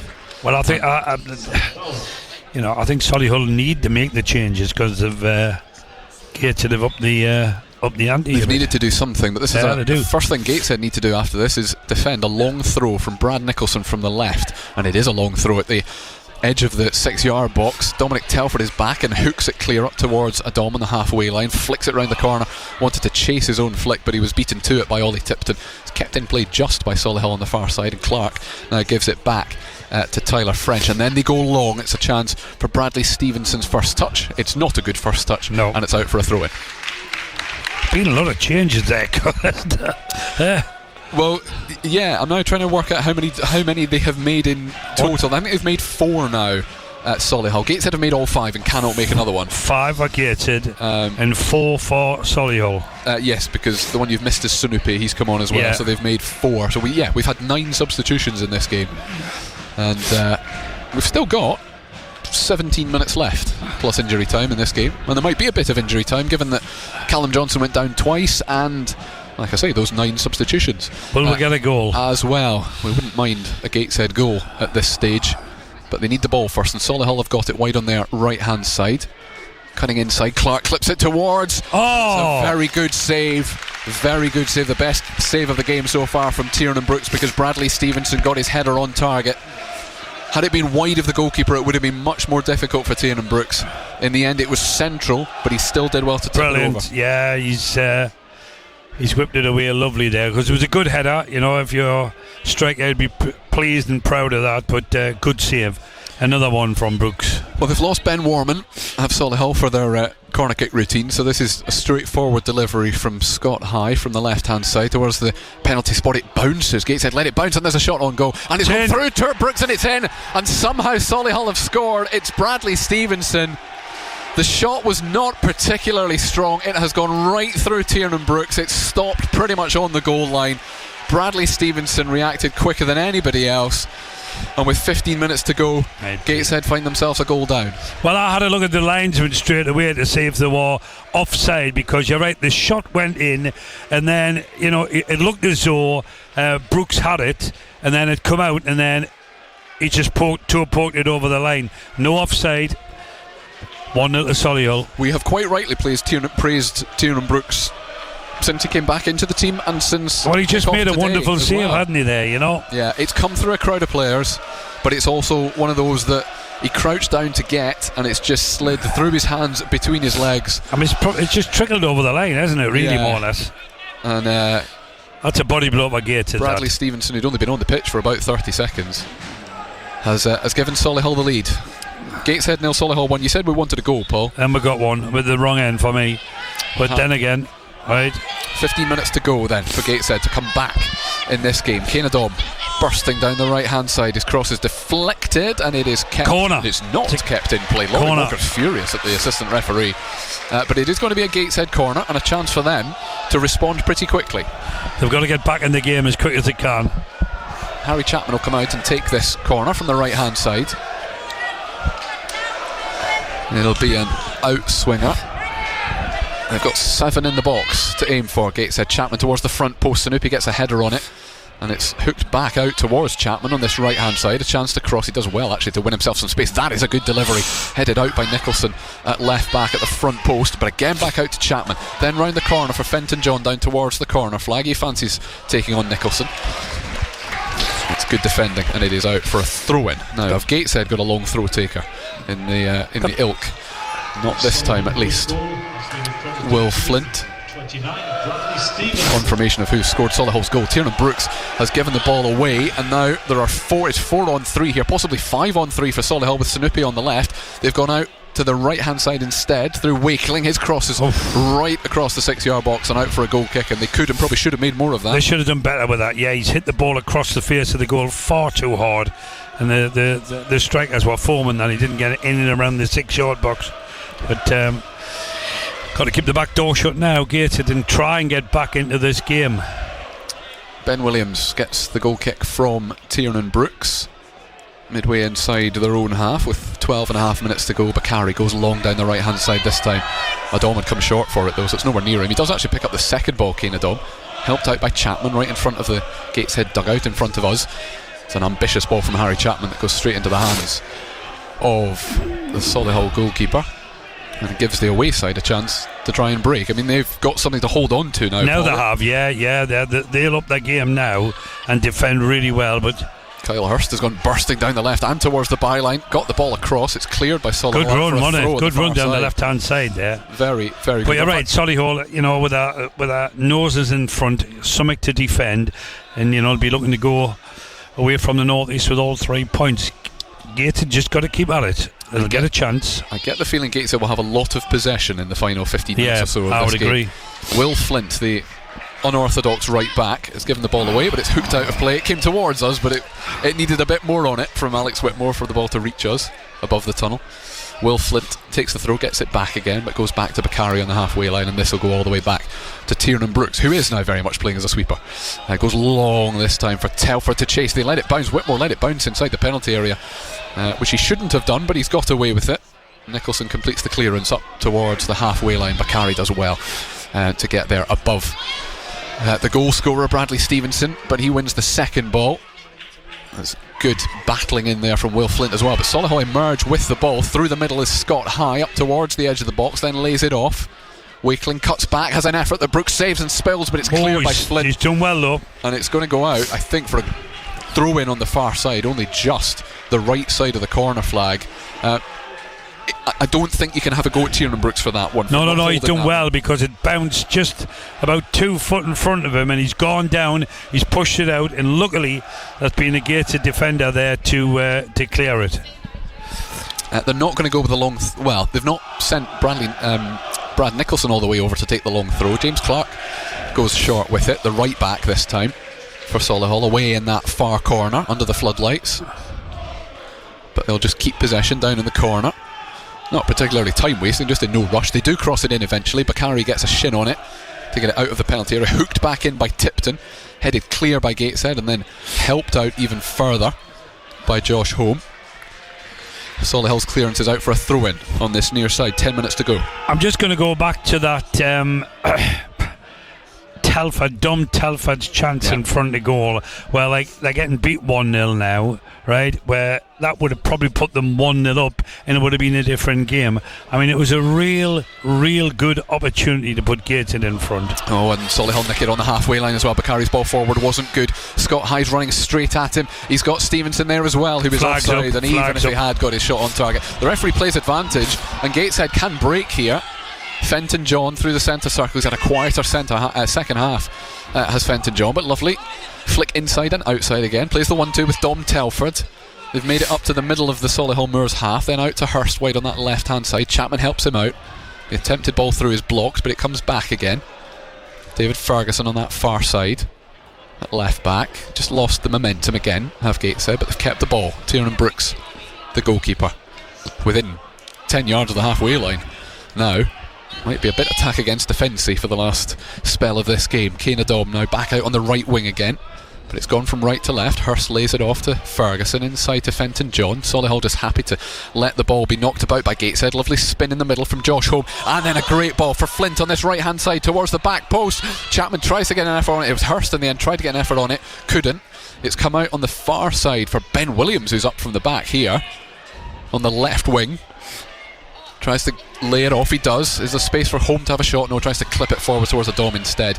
It's cleared by Solihull. There's a tug on the shirt that the referee is letting both players away with, and it's eventually back in Gateshead's own half. A little bit scrappy, but the momentum is with Gateshead. It is, now, no but question. There's plenty of yellow shirts there behind the ball, isn't there? In fact, all of them. Bakari up from the back tries to come down the right wing to Will Flint, but it comes straight back to the defender again. And now they will try and go down the left instead. David Ferguson, who has found himself at centre half here for the moment, while Ben Williams is still wide on that left hand side. So Ferguson gives it to him. I don't know if it's a real positional swap or if it's just where they've ended up at the moment, but Ferguson. Can we get it in the box? That's where we'll get a goal. Fenton John comes and collects it on the edge of the centre circle, tries to flick it on towards Telford. It's cleared, thumped clear by Alex Whitmore, but this is attack against defence. It is. Solihull Moors are stuck inside their own half. Bakari's ball forward is a bit of an ambitious one. Nicholson heads it clear to Sanupi over the top, but again it'll just drop at the feet of Bakari. Controls it really nicely on the halfway line, and under pressure Will Flint comes and helps him out. Gateshead are back with their goalkeeper in the middle of their own half, and with 7.5 minutes left plus injury time. As we mentioned, though, there might be quite a bit of injury time. Oh, that ball's just that looked crossfield. a good ball, didn't it? 70-yard pass across, and it's just picked up speed when it's hit the ground. Crossfield pass towards Ben Williams is overhit. They have eventually swapped back again, Ben Williams and David Ferguson. Solihull are going to make their 5th and final change. The 10th change of this game. I think it's Oscar Rutherford who's going to come on, but Gateshead are up towards the edge of the penalty area. Chance for a shot, but it's given to Adom instead, who did have a shot from an angle that he probably shouldn't have had one from. I'm trying to kick through him. But back to Will Flint on the halfway line. Bakari. He's becoming more of a playmaker the deeper that Solihull drop. He's having a conversation with Kane Adom about where the next run might come from. Manager's gone berserk on the line, wants him to come out. They're just sitting in. They are very much sitting in now. Fenton John playing between the line of midfielders and defenders. I thought he looked like he was hauled down, but the referee's let him away with it. Scott High it was who nicked the ball off Fenton John, and now in the middle of midfield Solihull try and break again out towards Wakeling on that far right hand side. They still want to make a change, but the ball's not gone out of play. It's been nicked off the toes though, and Kyle Hurst cuts in from the left, finds Harry Chapman 35 yards out here. Ball's behind the through ball was just behind Hurst, and is cleared out for a throw-in on this near side under pressure by Solihull. I think they will now make their final change. It is Oscar Rutherford who is going to come on, and it is Ollie Tipton who will come off. So all subs are on. All allowable substitutions have been made, and the referee just gives him a little bit of a hurry up, but Gareth Thomas, our referee, now has to work out how long there'll be a fair bit of time added on if we've had 10 subs. Well, we had Grayson's sub happened in the first half, and then a couple were at half time, weren't they? Well, one was at half time, sorry. So yes, we've had 8 changes in the second half. Not 8 separate stoppages, but still. Gateshead with the ball and a throw-in on the right hand side. Telford hooks it across the pitch, but it'll come back to this right hand side again. Harry Chapman tries a through ball to Fenton John, who has looked really busy in the last 5 minutes or so. The ball didn't reach him though, and Whitmore clears for Solihull up towards the halfway line. Bakari, who has not let anything past him in the last 15 minutes, gets another header on it, but it drops to the feet of Emmanuel Sanupi. And now Solihull, from their point of view, just want to put their foot on the ball for about 60 seconds, because they haven't done that. They haven't touched the ball now for the last 2 minutes. 4.5 minutes left. But they are winning in the 90. Indeed, Solihull leading by a goal to nil. Bradley Stevenson poking it home from, it was virtually on the goal line by the time he touched it. And now they've got a chance on the edge of the box again, up towards Scott High, and then Wakeling has an effort, but it's blocked and comes out to Harry Chapman, who gets a little bit lucky because he wasn't aiming for Kyle Hurst, but that's where the ball went, inside the centre circle. But a good sliding challenge. It looked like a foul. The referee decided immediately that it was a good sliding challenge. And now Oscar Rutherford bursting down the left wing, trying to get round the outside of Will Flint, and bundles him over, and the Gateshead makeshift fullback wins a free kick. He's still only 19, Will Flint. He's on loan from Doncaster. He'd been on loan at Darlington from Doncaster for most of last season as well. Comes up a division, but not a habitual right back. But needs must when you lose Callum Johnson to injury in this second half, having lost Joe Grayson in the first half as well. 2 defenders short, still missing Kenton Richardson, the captain as well. Bakari gives the ball away on the halfway line, which is the first mistake he's made in the last minute or so. Wins it back brilliantly though. Oh, and Dom Telford had made the run in behind. Whitmore saw it coming though. Kane Adom wins the ball back now, just inside the right hand touchline, down towards the corner flag, but turns back again. Space for a cross if he wants. Lays it off to Fenton John. Now out to Will Flint on this near side, back to Bakari, who's got space to move into if he wants to, but he's going to try and measure the crossfield pass. He's found Kyle Hurst on the far side towards that left hand corner flag. Back to Chapman again, and then back to Hurst inside the area. Has an effort. It's just a foot wide of the far post. It's the best chance that Gateshead have had in the last 15-20 minutes. Kyle Hurst cutting in from the left hand side on his right foot, tried to curl it, couldn't curl it enough. And with 2.5 minutes left to go, they are still a goal behind. Should he have scored?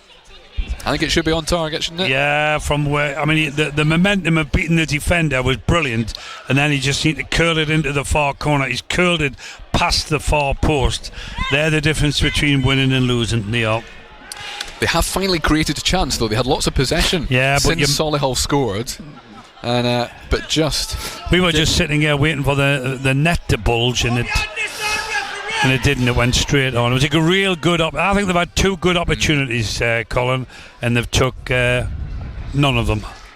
Telford with the first one. Yeah. He didn't get the shot away and should have. Yeah. And then Kyle Hurst, who did, but couldn't get it on target. We're into the last couple of minutes of the 90. It's a goal kick for Gateshead. I think Hurst will be disappointed that he hasn't bent it into the far corner. I really do. Yeah. He's a quality player, and he'll have scored many like that, and it's just gone past the goal. He has scored 5 already for Gateshead. Yeah, he's a good player. Oh, Will Flint's just beaten to it by Oscar Rutherford inside the box. This could be 2. Tiernan Brooks makes the save, but it's poked home for a second time from just inside the 6-yard box, and Solihull have won this game because Jacob Wakeling reacted quicker than anybody else, and that is game over. Solihull will win at the International Stadium. It's Gateshead 0, Solihull 2. Well, that was a real poor goal to give away. It was. I mean, there was chances to get the ball away, and it just fell into his lap, and he's just poked it over the line from about 2 yards out. It was a really bad goal to give away, that, to make it Gateshead 0, Solihull 2. Yeah, I think I've mixed up the 18 and the 8. I think it's Sam Bowen who poked it over the line in the end. Not that it particularly matters from a Gateshead perspective, because they are not going to get anything out of this game, and for the second time in the space of 15 minutes the ball bounces off Tiernan Brooks, who makes a save. The first time it was a mistake, the second time it was a save, but Solihull respond quickest, poke it home pretty much unchallenged. And that is the game gone. And that is, at risk of sounding all philosophical, Paul, that is football. You don't take your chances at one end, and your opponents do at the other. Yeah, spot on. I mean, we've just spoke, a couple of seconds there about Kyle Hurst, who's in on goal, right? And everything's there, the goal hit and everything, and he bends it past the post. Then they go up and scramble another goal. It doesn't matter how you score, it's got to go over the line to get a goal, but 2 really disappointing goals to give away, I would say, for Gateshead. Yeah, if Gateshead had still been only 1-0 down, they might have been quite pleased to see 6 minutes go up on the fourth official's board, but it might be a bit of a slog now. We are 30 seconds into that minimum 6 minutes of additional time. Gateshead 0, Solihull Moors 2, live on BBC Radio Newcastle. The build-up to Sunderland against Arsenal will begin once this has finished, and once Dominic James has taken you through all the full-time scores, including from around non-league as well as across the Premier League and the EFL. Paul Dixon. I mean, Telford, getting mixed up here. Solihull's 2 goals have been really messy bits of work from Gateshead. Would you agree with that? Yes. Will Flint was dispossessed for the second one. Tiernan Brooks let the ball squirm through him a bit for the first one. But it's Gateshead who's had the best chances with Telford in the second half, and Hurst in the second half, where there were great opportunities to get 2 goals, and I mean they've given 2 bad ones away, so it's been a real bad day at the office, Colin, today, I'd say. A 4-0 defeat at York on Wednesday night. Looks like it's going to be followed by a defeat at home. They've still only won once at home all season in the league, have Gateshead. They are down by the corner fly, but the ball out to Kane Dome was a bit short. Nicholson then smacks it off the Gateshead winger, and it'll be a throw-in that Solihull will take as long as they possibly can over. And Solihull are going to win consecutive matches in the league for the first time. Is this the first one? Season. Is it? Yeah. First time winning consecutive league matches. And Gateshead lose twice in a row for the first time since September. Kane Dom clips it into the penalty area, but it's not really anywhere near Dominic Telford. The clearance isn't great from Solihull. They get a second go at it, but it had already taken a deflection, and Alex Whitmore just lets that trickle out for a goal kick. I mean, the goalkeeper Brooks has had a good game, but for the 2 goals there may well be a question mark, mightn't there, Yeah. I think there is. I think particularly the first one. It was definitely the first one. The second one was in the act of making a save. It was. Yeah. Solihull fans know that the bus will be waiting for them directly outside. There we are. There's the information over the PA system for the Solihull Moors fans where their bus is going to collect them from outside the ground. Welcome to non-league football, everybody. And they'll be celebrating on the way back, I tell you, because they're going to win this game 2-0. They're certainly going to win it. Whether they win it 2-0, we'll find out in 3 minutes' time. We've played 3 of the minimum 6 at the end of this game. The ball is back at the feet and about to be in the hands of the Solihull goalkeeper, Laurie Walker. Dominic Telford puts him under some token pressure just to make him at least pick it up a bit. I mean, would you say, missed opportunities have missed them getting all 3 points? I mean, they've had 2 wonderful chances, and they would expect to score them in training sessions, but they haven't took their chances. And Solihull have scrambled 2 over the line, but it doesn't matter how you win a game, does it, Colin? No, I'm not sure Solihull are a better football team than Gateshead. No, they're not. But I'm not sure Gateshead deserve anything out of this either. I'm not taking anything away from Solihull today, but that's my answer to your question of was this winnable? Yes. Is it a missed opportunity? Yes, because some better deliveries and a couple of better finishes, and Gateshead could have been out of sight here. Well, you're right, and what I will add is that I think there is better teams than Solihull in the National League, Colin. Yes, and Gates has got to play them. Yeah, they still do. Sam Bowen, who we have now confirmed is the goal scorer of the second goal for Solihull, knocks it up towards Jacob Wakeling, who I thought might have scored it but hadn't. 8-18. It's a throw in on the far side. And we've got just under 2 minutes left at the International Stadium. Gateshead 0, Solihull Moors 2. The ball back at the feet of Tyler French, the centre back for Solihull, and then it's back at the feet. And I was right the first time. It is Jacob Wakeling. Who got the goal? Stadium announcers got it wrong. I'm going to assume that the Solihull Moors social media feed have got it right. Yeah, Jacob Wakeling they'll have makes it right now. There we are. I can score out my correction. I was right the first time. Not that it matters, and in the grand scheme of things, as far as Gateshead are concerned, they are 2-0 down with 2 minutes to go, and in fact 1 minute to go now, and they're going to lose for the second time in 4 days, having had such a brilliant victory at Walsall in the FA Cup last Saturday. We mentioned the run of games they've got coming up now. Forest Green away, Boreham Wood at home, Sutton United away. Those are the 3 games between now. I mean, every FA Cup time. Every game you've mentioned there, that if you're in the National League, is a massive game, isn't it? And you've got to be winning your fair share, picking up points to stay in the league. From my point of view, I'll be absolutely delighted if Gateshead can stay in the National League this year, even though they've got a big FA Cup tie coming.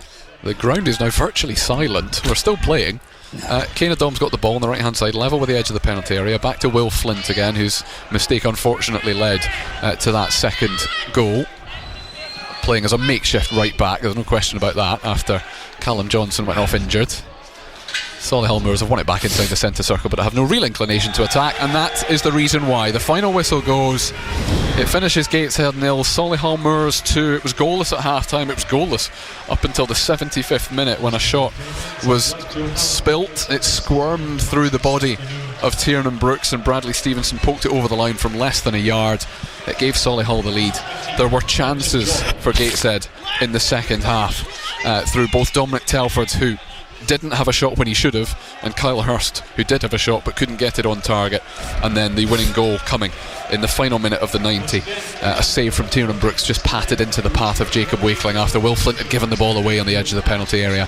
That made it 2-0. That's how it finished. And Paul Dixon, it's been a rather disappointing afternoon. Well, it has. I think what we can learn from Gateshead is there's spasms of good bits of football, and we've seen that because they've created some good opportunities to score a goal, 2 especially, but they've got some good players, but they've really needed to keep that back door closed. I mean, we've praised the goalkeeper all afternoon, but if you get down to the facts, it's probably the first goal that's cost Gateshead the match. They've got some good, young, exciting players, but sometimes you need a bit more. I mean, Solihull were a very strong, determined team. I'm not sure I've Gateshead are a team as yet, Colin. I'm not. I think that's a fair assessment of this afternoon. I'll not steal all of Dom's thunder because he'll run you through the rest of the scores, but I will tell you the other ones of relevance in the National League. Forest Green, who Gateshead play next weekend, have won 3-2 at Aldershot, and York City winning 4-2 away at Eastleigh. Hartlepool, through Adam Campbell, formerly of this parish, have won 1-0 away at Halifax this afternoon as well. Carlisle, who we often keep an eye on, are at Southend United in the 5:30 kickoff today. Gateshead have dropped to 19th in the table, and Solihull Moors are up to 12th. That tells you how tight it is in the middle. They've played 18 games now in the league, have Gateshead, and they sit on 19 points. They are 6 clear of Sutton United, who they play here in a couple of weeks' time. Who they play in 3 weeks' time. That is the gap, 6 points between them and the bottom 4. If you were to pick out an individual, just to finish us off, a Gateshead man of the match, Paul Dixon, who's in that conversation? Well, the goalkeeper before the goal went in was having a very good game. I think Fenton John done very well in flitting in and flitting out of the game, but I think the centre back played very well. Yeah, he kept going all the game. He was trying to, at the back end of the game, trying to bring it out on the back and trying to get them going. But there was more lesser performances than there was good performances this afternoon, and it's disappointing. I was disappointed the first half, the way the game started and how slow that the game was. It picked up more in the second half, but really from the word go, you've got to go at them and try and take the game to Solihull and try and get the 3 points. But we had to wait, what was it, to the last 10 minutes till they got a goal? Pretty much 75, for the first goal. And Gateshead had the 2 best chances before they got their goal, so Gateshead, on the scheme of things, could have been winning 2-0 and maybe it wouldn't have mattered then, but got to take your chances, haven't you? That pretty much the story of the game, that last sentence. You have to take your chances. Solihull scored twice, Gateshead didn't score at all, and it's been a disappointing afternoon at the International Stadium. Nick Barnes and Gary Bennett are up in a few minutes' time. It's a 5:30 kick-off at the Stadium of Light. Sunderland against Arsenal, live on BBC Radio